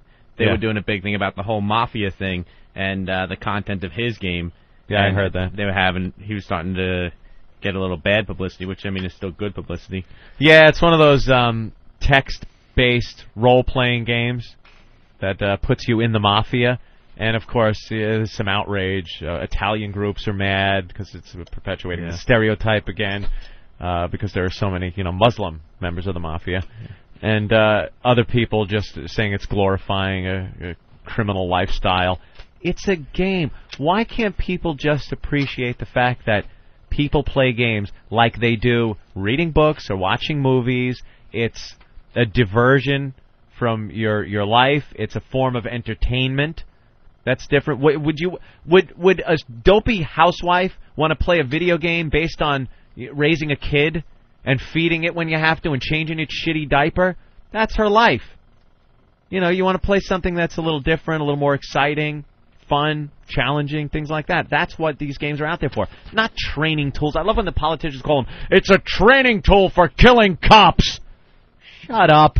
It's a game. They want them pulled off the shelves. Take away all our fun. Let's go to Andrew on Long Island. Andrew? Hey, guys. And you might want to know that there's a mod for Half-Life 2 where you can play with a nude version of Alex, the female character in the game. She's a pretty hot computer-generated bitch. Yeah, I like that. she's already pretty realistic, and Yeah. the mod makes her totally nude. Well, I'll have to download that one. Thank you, sir. Yep. Who's the hottest? Punch it out. Who's the hottest computer game bitch out there? I think that chick from Half-Life 2. She looks pretty good. I think she's half black and half Asian. And they made her look pretty good. All right, let's go to Philly. You have to follow her during on, some of the parts of the game. She goes, follow me. And you follow her, and you're just looking at her computer ass going into the elevator. She's black and Asian? Yeah, but she looks really hot. Do you think she became that way because of the melting pot of integration? I would call her some kind of conglomerated mongrel. What do I do? Conglomerated mulatto. You fucked it up. I fucked it up. Conglomerated mongrel mulatto. What the fuck? Wow, we really can't talk today. It's a weird day. Oh. Mark that one down. I stink.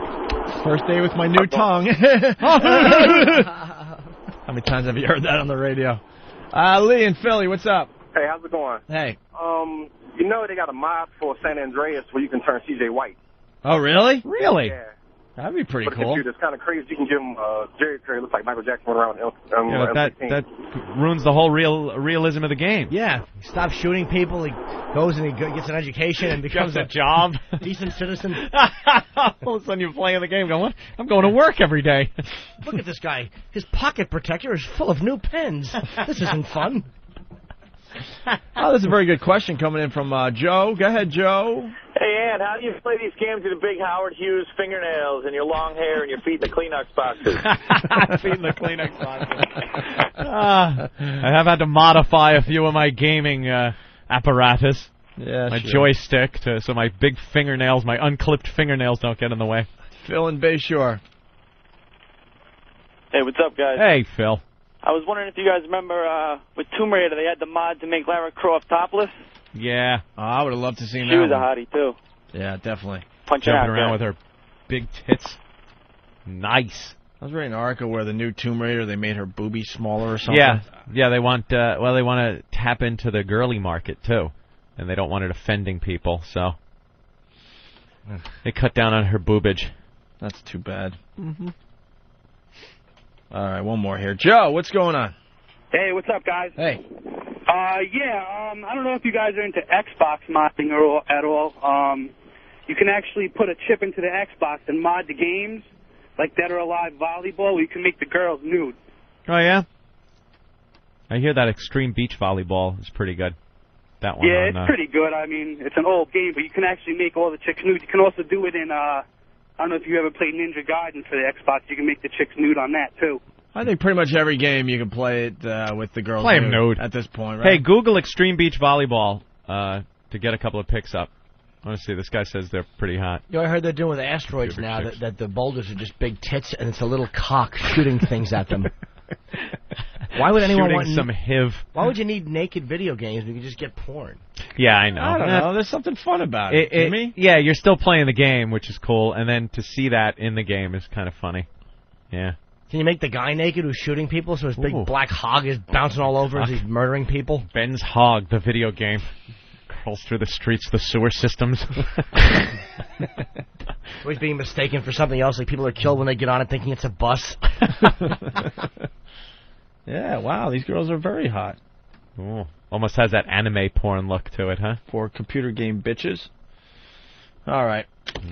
We're going to take another break here. We should play the Monster Rain thing that Laszlo made for Jimmy.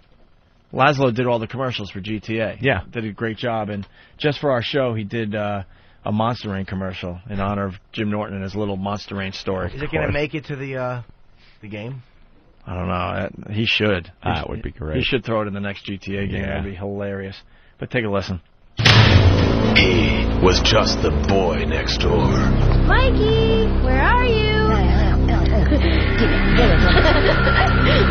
It's the game for kids that's sweeping the country. Jimmy, what are you doing? Jesus H. Christ, my little baby! Monster Rain. Monster Rain. The game you play under the porch. Monster Rain.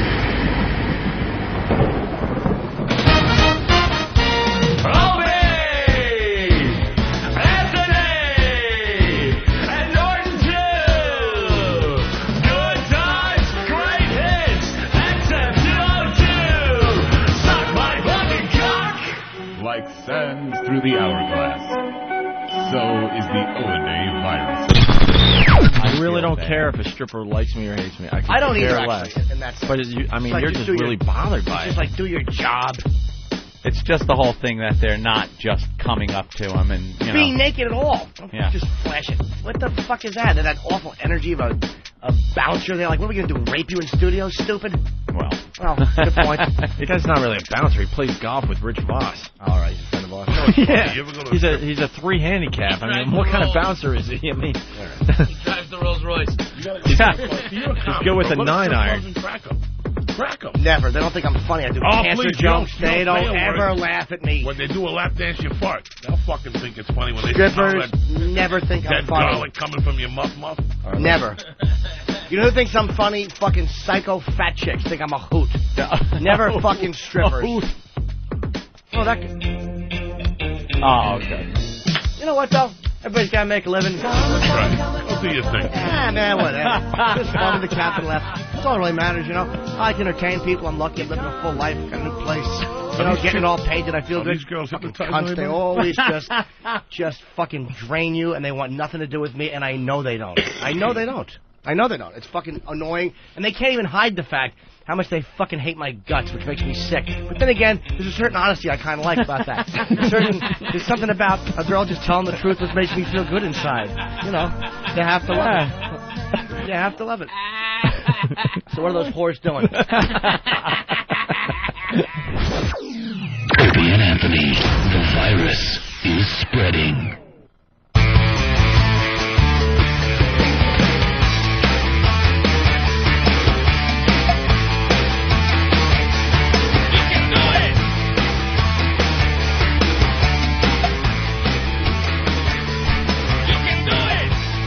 You can do it. All right, this is the Opie and Anthony program. The O&A virus spreading across America. Yes, it is. A very busy show today. Opie's got his Dannon Light and Fit yogurt with your little crunchy stuff on top, so you'll be hearing that spoon scraping any minute now. Yeah, the granola, yes. Yeah. It's my fine yogurt. He eats that light and fit. That's why he's got that body on him. Do you stir it up? It's kind of tough because... Or do you just leave it on top and then it's gone? And I didn't eat enough yogurt, so it's kind of just floating on top. I don't like stuff on top of something else. It's got to be all mixed up. If I eat something, then it's gone, and you're left with, like, component number 2, I don't like that. No? See, this is what I do. Well, then I add more of the granola. That's too much work. That sounds healthy. Oh! You gotta eat like that. Stop though. it! You want to look like he looks, you gotta eat healthy. You want that little V? Yeah. That's great. All right. You're chewing, I'm clearing mucus out of my throat, which looks not unlike your yogurt. Thanks. All right, yeah. Well, I guess I'll smear this cream cheese with my cock, since there's no fucking knife with it. Oh, boy. Oh, boy. Now we got problems. Now, who? It's just common Who got you then? sense. Oh, no. Let's see if they bring it blade first. Come on. Oh, he's actually bringing it in his ass. Is Nathaniel No. Why do you not bring him? Hold on. Here it is. Thank you. Oh, you didn't touch the blade, did you? No, sir. Stubborn little raceless oddball. That kid's related to Thomas Jefferson. Let's relax, yes. Thomas Jefferson's slave, maybe. Exactly. Out in the quarters. Old Thomas Jefferson going back. Out back. The slave house. He was the slave Get a that little would, something. He's the one that would like learn to read and go to the general store because he could kind of blend in. All right, Anthony. Brand new bit on the radio show. Thanks to Nathaniel and maybe some of the other guys. I'm not really sure. Oh. Who should get credit for this? No, they're shaking their heads. Uh-oh. All Nathaniel? They don't want credit for this. They don't want any credit. It's Here's Than. Than? It's a new bit called Bombs and Flubs. Bombs and flubs. Yes, people bombing on the show. Yeah. And people flubbing on the show. Flubbing their words and just bombing with jokes. And what pisses me off under the flubs section, yeah, it's all me and Jimmy. Anthony talks perfectly. No, I've had my share, that's for sure. Well, they couldn't find one, Anthony. It's just what I happen to record. They couldn't find one example of you flubbing a line or flubbing a word. How about pundit? You didn't get that I one? know. I know, that's a perfect one. That I was think a I have good that one. Somewhere. All right, well, That'll be in volume 2. Yeah, this is the start of a new bit. Which isn't all that far off. Pundit. Yeah, I must have heard that wrong years ago, and it just stuck. I noticed there's a lot of examples from last week's show. Did you? Well, I did notice there was a mandate put out about wanting more of this sort of thing, but yes, it's a lot from last week. You know, you've been doing this show for 9 months, right? That's what I heard. And you got a week. You know how I know that? Well, it's a new bit, so it'll grow from here. Yeah. We like to see the beginning of some of these bits, and then they take on a life of their own. Right. But here's Nathaniel's bombs and flubs. Here's the first bomb from Anthony. Oh. This was a rape joke that went horribly wrong, I believe. If you could believe it. He was talking to Paul's wife. Paul's wife, okay. You know, the couple that came in last week and gave Yeah. us great radio. Uh-huh. All right, here we go. Police arrested 7 men who allegedly kidnapped and gang raped a married woman in retaliation for her cousin's affair with one of the suspect's daughters. What a deal. Wow. Yeah. One suspect was angered over a relationship between his 17-year-old daughter and the victim's 20-year-old cousin, so him and his friends got together and fucked their mum. Okay. I hear she blew the whole thing, though, by actually accepting it and just going through with it. It's not rape, it's okay. It ruined it for them because they wanted to rape her, and she just, agreed with it. And yeah, where am I going? It was fun just watching you meander down that dead end. Out of my peripheral vision, I just see Jimmy's teeth, so I know he's smiling. I'm just bombing here. How much longer am I going to keep this fucking... Scotty, what's up? One wheel left on that car. I was working the controls. I was trying to keep that joke airborne. I have no elevator control whatsoever. Nothing. I went in flames. This is great. Ooh, did that hurt? Bombs and flubs. The next bomb is from our own Ben. Ben. Good old Ben made the bombs and flubs. I bombed. Jim, were you upset that Ozzy didn't play Live 8? Yeah. Hold on, sir. What? Were you upset that Ozzy didn't play Live 8? No, I heard it. I just wanted to bomb twice. We did it again. Oh, by the way, because Jimmy smiles and goes, "What?" Like just waiting for him to do it again so he can turn it around. Oh, he wound right up and threw it again. Wow, that is really funny. These are funny. When you take them completely out of context here and throw them in. God damn, this is going to be a great new bit on the show, Nathaniel. Yeah, good job, Booth, not taking any credit for this. Yeah. Smart move. All right, the next bomb is from Colin. Good old Colin Quinn. Sounds like when Frank used to show up on Carson. Yeah. He'd just pop in, sit on the couch, talk a little, and then you think he's going to just slide over? Yeah. And let George Goebel sit down and have an interview? No, he's getting up, he's leaving. He's too busy. Norton's like Frank too. Frank Gorshin, that is, dead. That's exactly what you should leave on.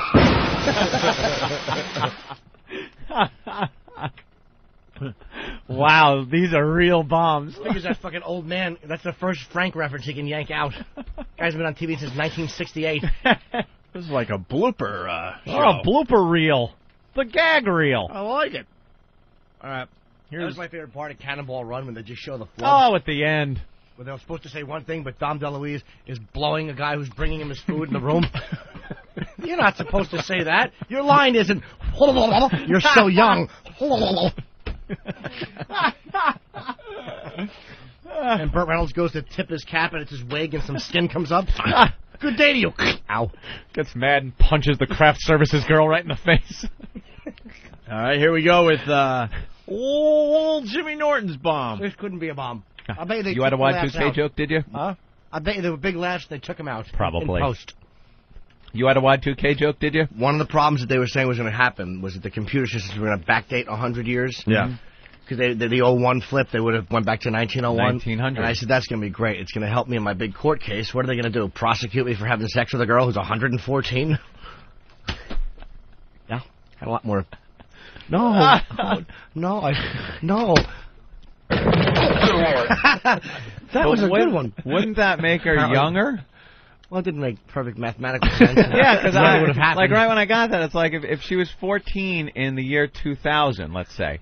If it was then 1900, she's not even born yet. Well, let's be happy that you weren't in the audience. The 3 years I was doing it beforehand. They were talking about Y2K since 1971. So. Yes, they were. Wow. Glad I brought that up. How will it affect your Pong game? We'll tell you. Let's 71. No, double bomb.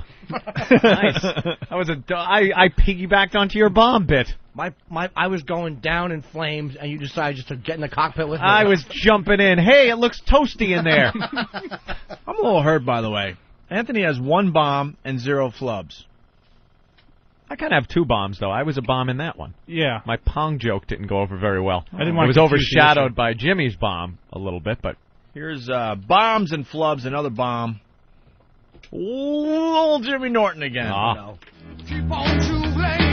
All right, we get it. He's chuggling along. Did you get that instant like 7 feedback? more minutes. Play Keep on Chuggling. It was from John F. at yahoo.com. It's John Fogerty, of course. I got it. Didn't help that I got it. Did not help. Do I suck? You know, when you're live on the air like this, you throw them out and just hope they connect, and sometimes they just don't, Jimmy. We all understand. We got to do another one. Nervous listeners is another one, maybe. Oh, yeah. Another one that go-getters could take up. Who wants to run with that one in that office, huh? Travis? I've already started a list Danny? myself. Maybe I can hand it off to one of the other guys. Wait. Delegating responsibility now. Look at him. One of my inferiors, maybe. You have middle management written all over you. Sweet. All right, it's bombs and flubs. Well, we could just go to the next one. We'll skip this. What? Why is that? What? There's no skipping. What? There's no skipping Nathaniel's hard work. What happened? I'd rather not skip. I want to hear it. How'd you know it was the gay cruise? Just circled St. Vincent's. Just circled the Statue of Liberty and pointed at the Statue of Liberty and said, "That's a woman." No. Well, if you gloves, that was a boat crash. You know what it was? I should have just enjoyed your. It was taking too long to get to. You were going, well, you're circling, and I saw you going, oh shit. Well, you kind of threw me off. I had a really good line, and then you killed with that line, and then I'm like, why am I doing this? In the middle of it, I'm like, why am I even doing this now? Why? Comedy's all about timing. I'm like, I knew as soon as I started, I'm like, why am I doing this? Why? Wow, that is so funny, having to explain it and being there all red-faced. Oh, it's the worst. Oh. I'm just circling the Statue of Liberty. Whenever you pluralize something, you have to make it singular. Very hard to cover. Wow, that was rough. Yeah, that was very uncomfortable. We've all been there. All been there. Here's another bomb from British Paul. Is that his name on the show now? British Paul? I don't know. Yeah, roll that. No, they just felt like there was nothing moving them around. Like dead weight? Yeah. Was it like holding arms, those thin, muscleless calves? 2 white shoes on? Fucking nurse shoes? Useless shoes. The soles never get dirty. Pristine sneakers.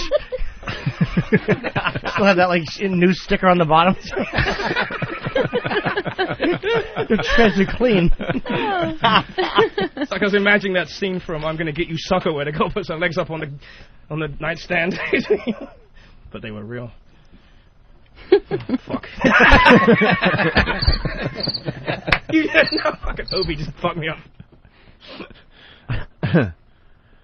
Yeah, he's describing sex with a lady that's paralyzed from the waist down there. Mm-hmm. All right, we got another bomb from British Paul.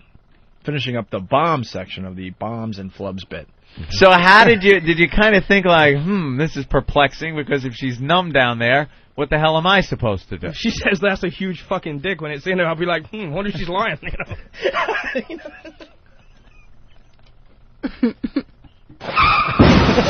So She'd definitely be lying. Oh, I love when they bomb. Very good. How did Kev not get any bombs? Wow. What did you go back a week? You just went a week, didn't you? Well, because we just kind of came up with this thing. Gonna have to really go through the history of the time we've been here. Drudge up some of those old bombs. Because this is a great new bit. It really is. I like it. There's some the flubs go back a little farther. All right. All right. Now here's some flubs, Anthony, from the show. Here's old Jimmy Norton. Jimmy? The flubs are all Jimmy and I. That's it. Really? No Anthony. I know. And no one else from the show. Ant does weigh in on one and flub in the process. Oh, goody. Can we guess which one here? No, I'm just leave it teased. All right. Flubs. Eric Logan sent out an ask me email about these tapes, and he said that she's having a tough time with the breakup. That might have been better if I didn't say he sent out an ass email. Ass email. You did say that. An ass email, yeah. I remember that one. That's technically everyone that Logan sends out. Look, you're recouped right here. Yeah, a month later. All right, here's another one from Jimmy. That's great. Detroit Auto Walker. I had Ivan Demyanyuk was the name I remembered. Right. There you go. Of course, but I couldn't get Detroit Auto Worker. And the Detroit Auto Worker named Ivan Demyanyuk. Did you see that jerk? Yeah. Auto Worker. Yeah. Here's myself flubbing away. The bleeps aren't cursed, are they? No. The bleeps aren't cursed. Yes, they are. Yes. Stay away from the bleeps. They are cursed. They've been damned. You got a little mixed up there. Happens every day, actually. Here's Jimmy. As you're blowing out your 80th birthday cake candles, a couple of large men come in with clubs and push your face into it until your feet stop moving. What are gloves? I don't know. I don't know. Sounds that Connor and Lacey make? Oh, my God. Hey, flub, but came back strong. Wow, you certainly did, Jimmy. You came back strong. That would have been a great joke. So you're blowing out your 80th birthday candles and men push your face into the cake until you die. I don't know what I was talking about, but I'm really proud of myself. Wish I could have got that one out. Yeah, good one. Conceptually a gem. Back to me. If you want to see the epitome of an absolutely... Epitome. Oh, epitome, sorry. Epitome, Jesus Christ. Oh, my Lord. Wow. Epitome, yeah, I remember that one. Oh. All right, well... Anthony's perfect, so we go back to Jimmy. No, I know I got plenty. We were just kidding when we simulated the home invasion. We didn't really rape his wife. Rape his wife? We didn't rape his wife. We didn't rape his wife. I dive a bus. You private bus. You actually just said it right. I know. You're stinking. What are we, in Taiwan? What the hell? God. Raped his wife. I don't know. I was so eager to spit that one out. My little rotten thin lips wouldn't open fast enough. You were stumbling through that line right from the beginning. You could hear him like you were constantly trying to catch up with your tongue. Back to me. Does Flavor Flav and VH1 and everyone realize that we're off the air in like 15 minutes? You do know it's Flavor Flav. Flav's running a little late. He should be here soon. Oh, but do you absolutely know it's Flavor Flav?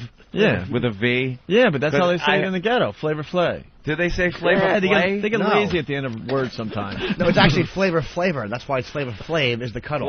Flavor? But you could just say Flavor Flav. I don't know. That's been nitpicking a bit. A little bit. Back to Jimmy.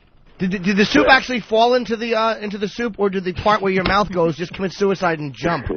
I think it was where our mouth Did goes the into soup actually fall into the soup? Wait, did I say that? Oh my God! Did I say the soup? You just said, did the soup actually fall into the soup? Well, that's a legitimate question, because sometimes soup will get mixed up, and I hate when another man's soup falls into my soup. Did your phone fall into your phone? Wow. And you just don't even know that you did that. No. I just love Anthony, just the disappointment in his voice right after someone flubs.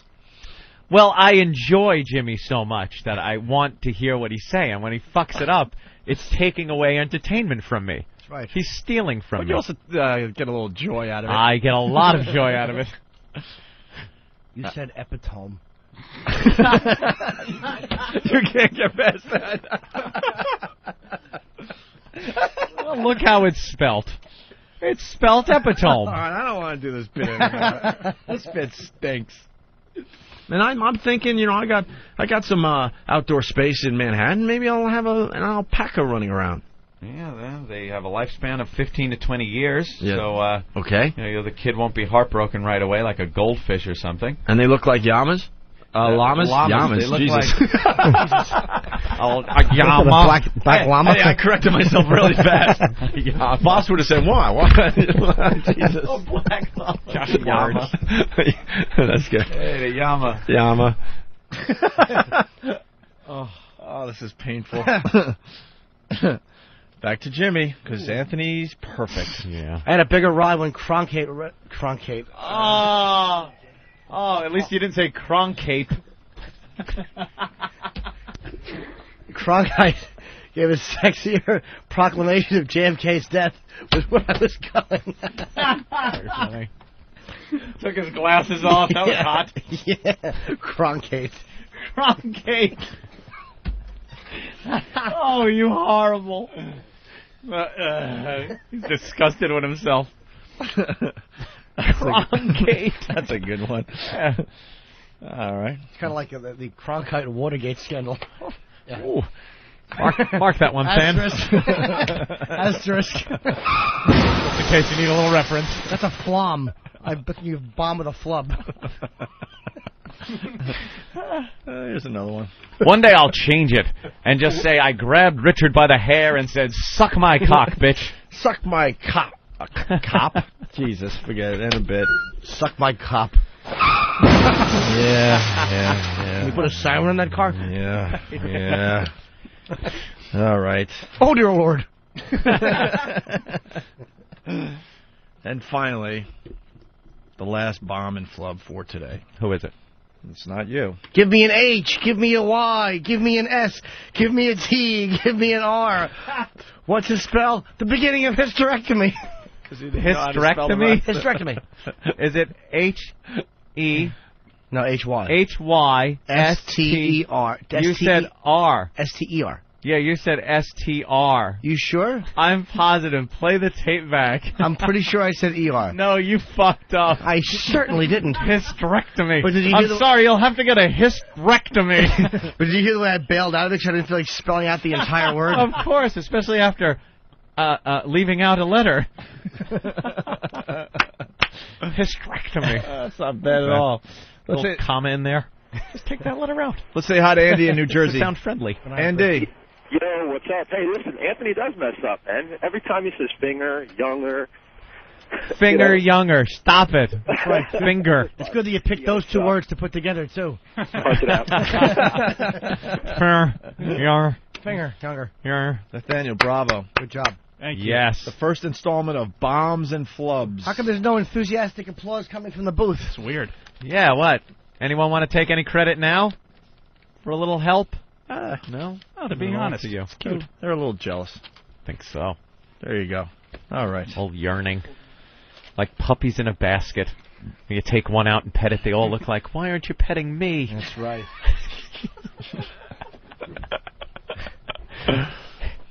We'll go to break. When we get back, we'll continue with the show. We got the Kaplan song still to get to today. G.I. Jew, It's You, a song about RoboCop, I guess, and Why Can't Chinese Women Drive? Ladies and gentlemen, the one, the only, Sandy Kane. Thank you very much. Thank you.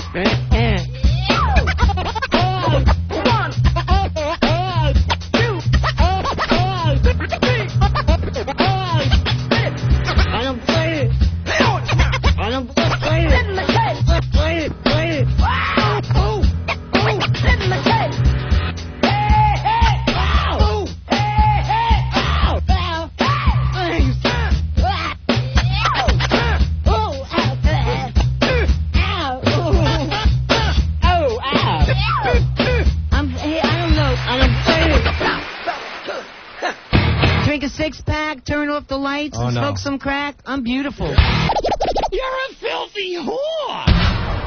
The Opie and Anthony Show. XM 202.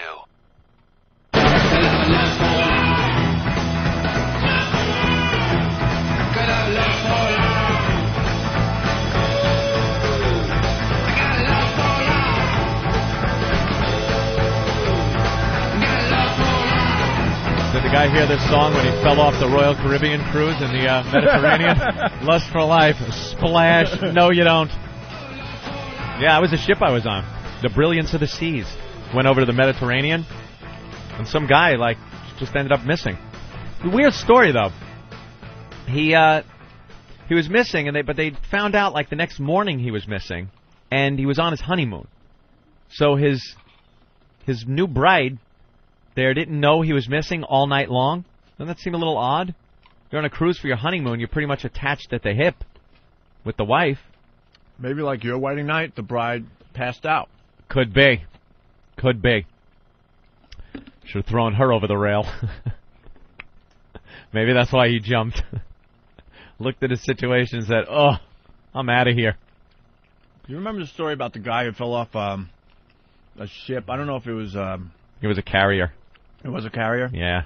That was the sickest story, and they found him, though? Bobbing out there. It was like a 2020 story or something like that? They found him dead or alive? Alive. The guy falls off a carrier. Just falls off, and no one knows that he fell. He was out there for a long time, too. No one had a clue. He just fell.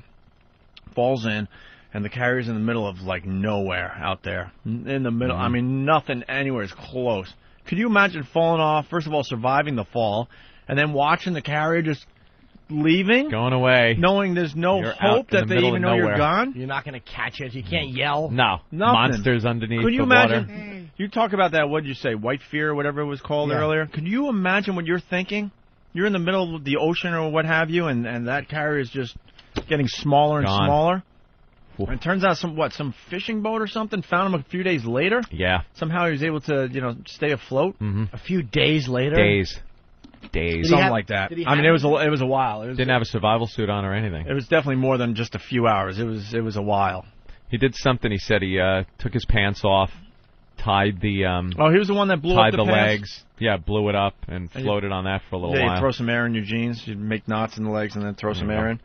And use the belt or whatever to keep the air in. You could float a truck on Ben's pants with all the room the hog made.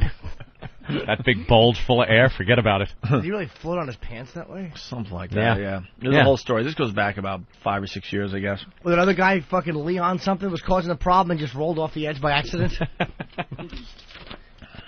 have more air in his tires. Watch me do a wheelie. Hey, is this true? This is good news for Jim Norton. Don in Jersey. Go ahead, Don. Hey, over the weekend, HBO started running promos for Voss, Patrice, and Norton show coming up in a couple of weeks. Someone told me that. I forgot. Billy burned me and someone. HBO running commercials for your comedy specials? Yeah, it looks like, and I don't know if this is confirmed, but someone told me they're airing mine last. They're starting with Louis C.K., and someone said mine is getting aired last, which is October 19th or 21st. But that might be incorrect. I don't know. Wait so long. Did our wave first? Did our wave make the cut, Jimmy? As far as I know, it's still in there. Uh-oh. I haven't seen the final cut. Hey, you guys hear about Ringo Starr? Yeah. Drummer, right? Very pissed off at Paul McCartney because Paul McCartney did Live 8, went out there, and I guess he did some Beatles songs, right? Of course. I think he did a Beatles song with Bono. We played a clip of that last week or whatever. And they do Sgt. Pepper's Lonely Hearts Club Band. Well, ex-Beatle Ringo Starr is hit out at former bandmate Sir. Got to call him Sir Paul McCartney now. Sir. For not asking him to play the drums at London's historic Live 8 concert last weekend, Anthony. Starr is furious he was not asked to play the drums on the songs, as he and McCartney are the only surviving Beatles. Starr fumes, "I was never asked to do it. He didn't ask me. It's too late now. It's disappointing. But I would have only done it if I'd been able to wear my Sgt. Pepper suit." Ringo makes demands. Yeah. That's Ringo demanding this. Get on it. Maybe that's why Paul didn't want you. You've lost your mind. Why wouldn't you ask him, though? One of the Beatles. Why do you want to play with other guys when you can get one of the other Beatles to do it? I don't know. I think you want to kind of be the star of the whole thing. I know. Don't want a distraction of that not very popular Beatle. the last of the last in line of popularity of the Beatles. He was popular with the ladies, though. Was he? Well, Ringo was more popular than George Harrison. I don't know. I think the chicks dug George more. Yeah. It's the drummer. They kept him out of songs. They let other people play on songs. Did they? Yeah. Why? Like when they really started getting more than just the, I want to hold your hand beats going down, they brought in other drummers to actually do the drumming. Like there's albums that Ringo didn't even drum on. I didn't know that. Yeah. Well, how'd they do it live? You had to learn the songs live? They barely ever did it live after that. They only did a couple of concerts with the Beatles, and then they started putting out the albums that really, the late 60s, early 70s, and then they never toured after that. Why didn't you get Bill Ward? Bill Ward? Yeah. They didn't perform after 1966. 66 was their last? Yeah, and then they did the one show. Are you shitting me? No. It was that early? Because their concerts were only like 20 minutes long, too. Were they really? Yeah, and then the only show they really did at the end was on the top of Abbey Road when they did Get Back and all those songs. Wait, their concerts weren't like an hour and a half? No, it was short, because the songs were short.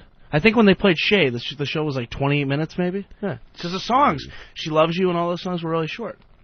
Yeah. How many? Jesus, how I had short no are they? idea that they didn't perform after 66. No. That's I would have nuts. thought it was They later spent than more that, time. They wanted to spend more time in the studio. Yeah.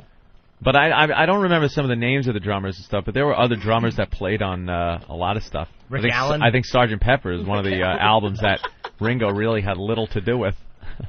Ringo stinks. He's the worst. He really is. Barney's kind of a dick, too. Pete Best. I got a photo with him, Jim. Yeah. So you'd be jealous. We interviewed Pete Best. I wouldn't mind meeting Pete Best. That was That's one right, of our we did. best interviews ever. Oh, Kimmy from Survivor. That's right. Yeah. Oy. What did she say? Yeah, what did she We say? always talk about this. Something We got about to you find that secretly audio. Happy when Lennon got shot. Right. Were you laughing or something? Secretly happy, yeah. Let's go to Joe in Texas. Joe.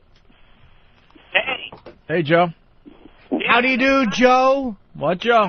Fell off the aircraft carrier. He was standing on an outstick. It's a door that opens up on like a balcony. And somebody came out behind him and hit him with the door, and he fell off.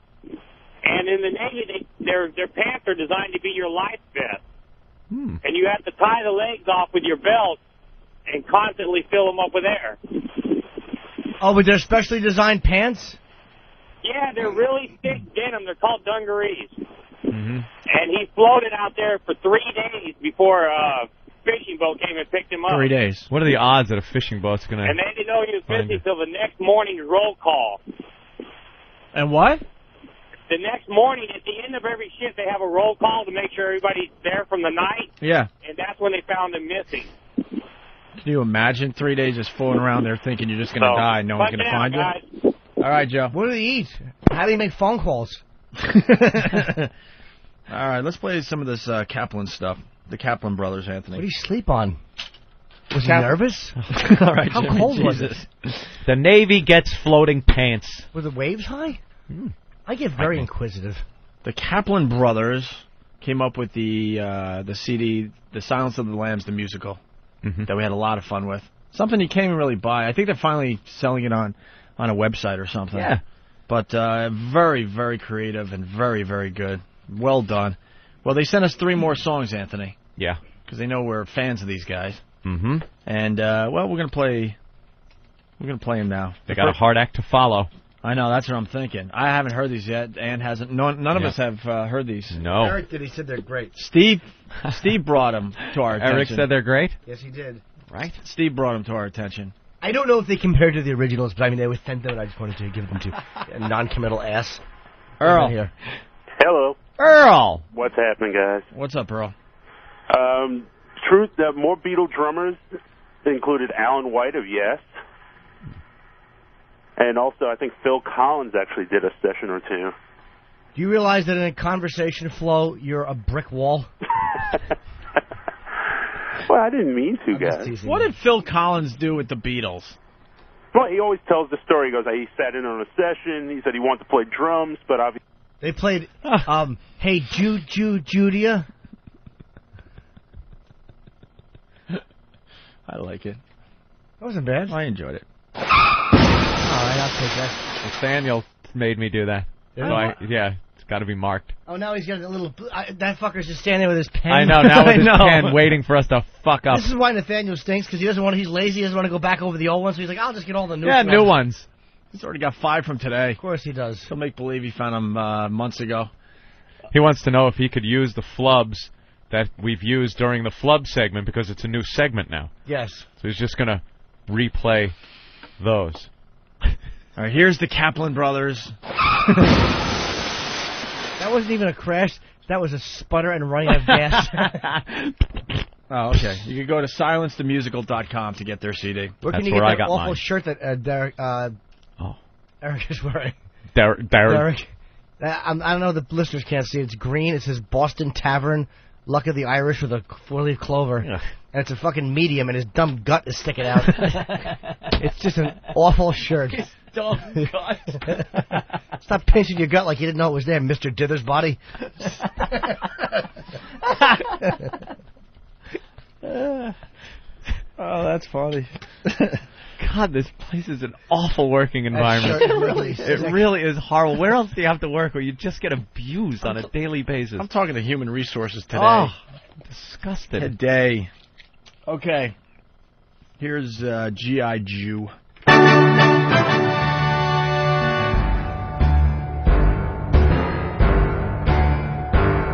He lights the candles and reads from the Torah. G.I. Jew is there. He lends you money and dances a hora. G.I. Jew is there. G.I. Jew, American Hebrew.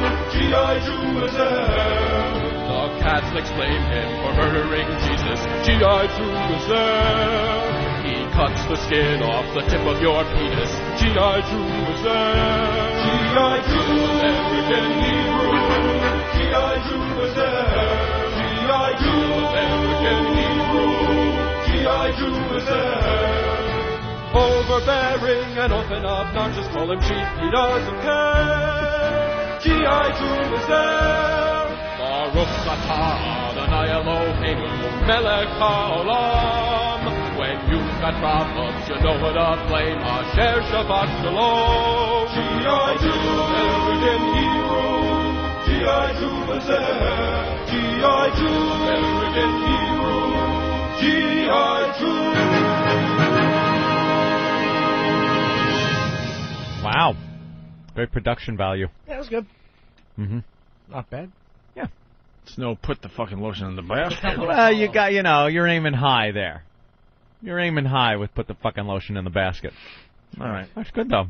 This next one from the Kaplan brothers is called Murphy, It's You, from RoboCop, the musical. Oh, okay. Let's hear this. Foolish machine, didn't know I could dream. Was it a nightmare or an error in the drive?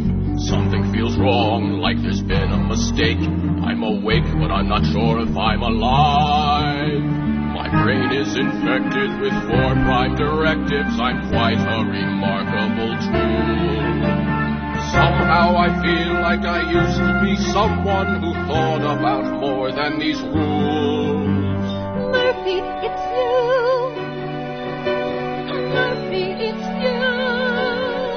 I watched it happen. They killed you, you were dead. They blew your arm off and they shot you in the head. Murphy, it's you. What did they do? All right, how long are we going to listen to this? I like it. How long are we going to listen to this? You don't like it? Nah, it ain't working for me.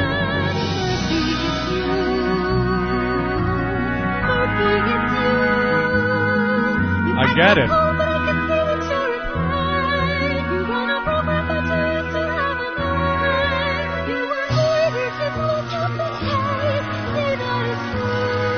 Turn it off. Turn it off.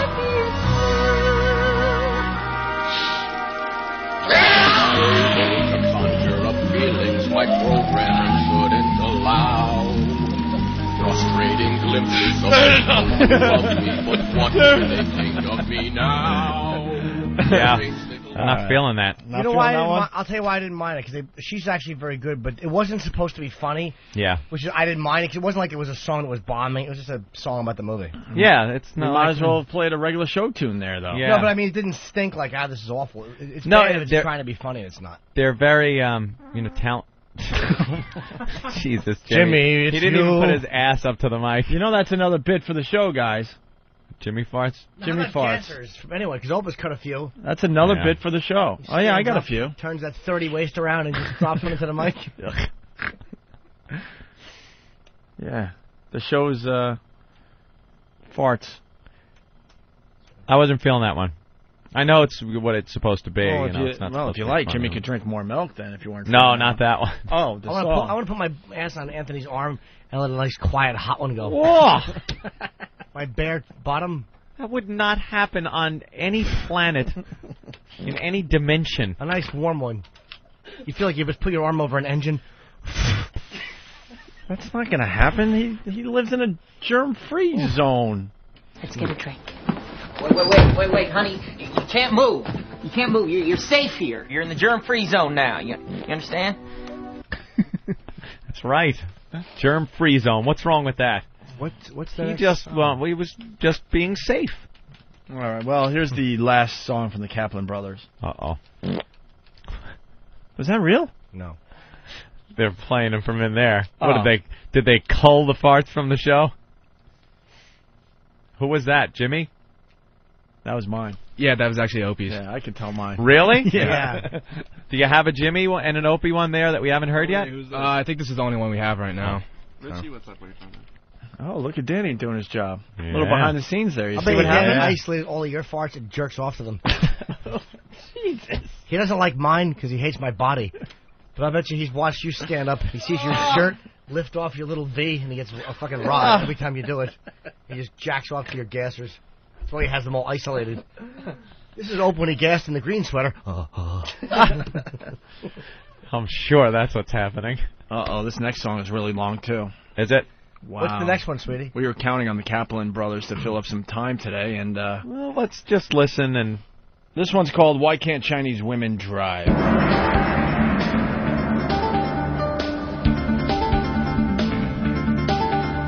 It's 8:10 and I'm gonna be late, holy moly.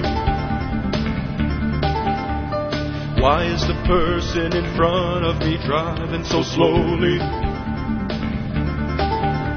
He's veering back and forth in his lane, what the hell is he doing? Is he talking on a cell phone or distracted by the gum that he's chewing?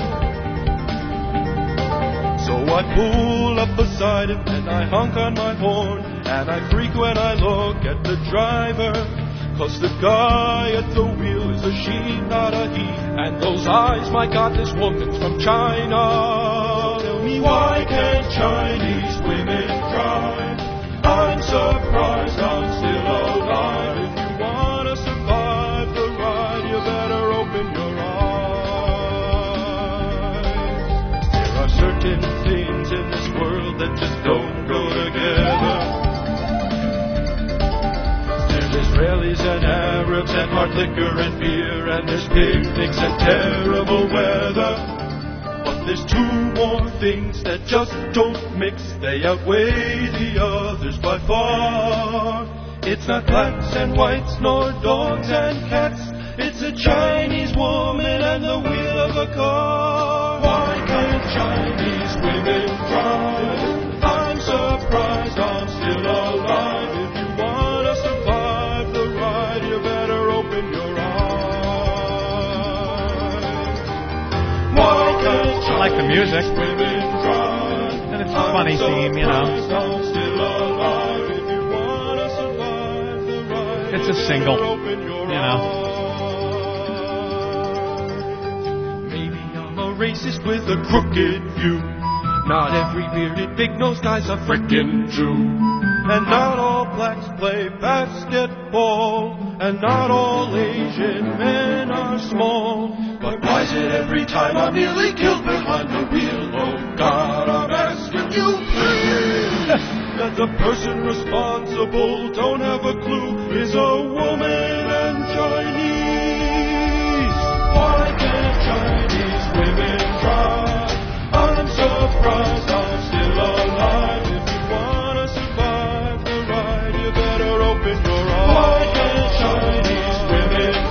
getting rave reviews on the instant feedback. Ooh. It seems like they tried to purposely make the radio clean. Like Yeah. frickin' Yeah. Chinese guys, which isn't why are all Chinese cocks small. Sounds like late era Zappa filtered through a screen of shit.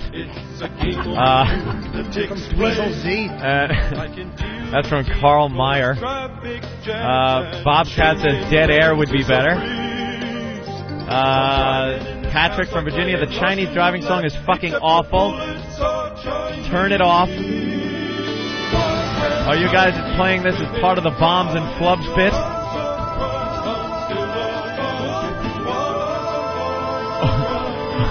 Oh, good Lord, Stone Road.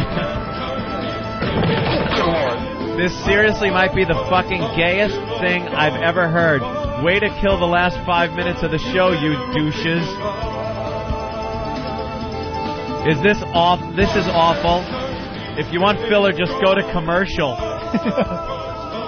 This is fucking stupid, too. I would rather listen to Jimmy blowing ass.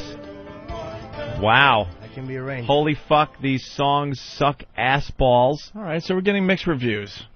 Yes. Some people think they suck, some think they stink, some think they're awful. Mixed reviews. I don't think we've ever had this many bad reviews. All right, we'll give this one to the morning zoos out there. Here you go. Here's a bit for you. Put the fucking CD in the basket. To the morning zoo. Well, they have to beep out the word Chinese so it doesn't offend anyone. Yeah. All right, well. And women, because that's a gender slam. Why can't beep drive? Let's go to Guy on Long Island. Guy? Yeah, I just wanted to say that Earl knows nothing about Beatle history. Phil Collins only appeared as an extra in A Hard Day's Night when he was 12 years old. That's the only thing he ever did with the Beatles. And the Alan White who drummed with the Beatles is not the same Alan White from Yes. He was a session drummer. Yeah, but let me ask you something. Signing out. All right, let's say hi to Paul in Jersey. Paul? Hey, what's going on, guys? Hey. Opie, Anthony, old Komodo dragon torso. I just wanted to point out one of, I guess, Anthony's flubs on the word garrote. It's actually garrote, not Garrett. He said it just this past Friday about... garrote or Garrett? Yeah. I've heard it both ways. I like sure. Garrett. All right. She wasn't strangled by the den mother from the Facts of Life, Anthony. How stupid is that? Awesome garrote. Let's say hi to Pinchy. What's up, Pinch? Hey, boys. How's it going? Pretty good, man. Hey, today I learned when Ant looks at Minnesota, he sees snow and white people smoking Luckies.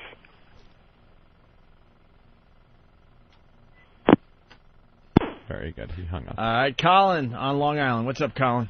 I just wanted to thank you for starting off my Monday with the most painful fucking 5 minutes of horrific music. But thank God for Jimmy's ass. You might have just saved the show with that wonderful blast of gas there, Jimmy. Thank you. That was a good one. Pert firecracker of a gasser. But, I appreciate it. Just imagine how many people are going to be humming that song later today. Nobody? Someone says they already heard that song on Deep Tracks. That's how it works, you know? We play them on the air. We didn't hear those. Think if we did, we would have played them. Let's say hi to Jeff in New York. What's up, Jeff? How are you guys? Hi. I just wanted to let you know that if this wasn't if it wasn't 10:55 right now, you would not have played that entire song. You're just trying to kill time. Oh. 10:58, and They you're did. right. I think we should play it again. Why are we playing this song?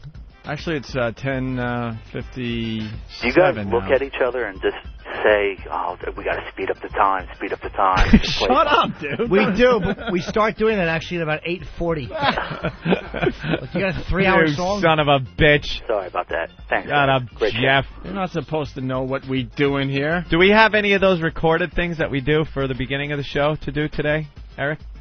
No? Tomorrow? Good. Yeah. Now we can get right the fuck out of here. Sean, what's up? What did you learn on the Opie and Anthony program today? Don't have to Today I bask in learned the that success Opie of the last Patty 5 minutes. put Dick and Anita cunts. Oh, did learn that. And that's the truth. Their last name is spelled Kuntz. Yeah, but that doesn't mean it to be that like the way that you're saying it. Russ my new character, literal guy. Literal guy. I like Russ in Cleveland. What's up, Russ?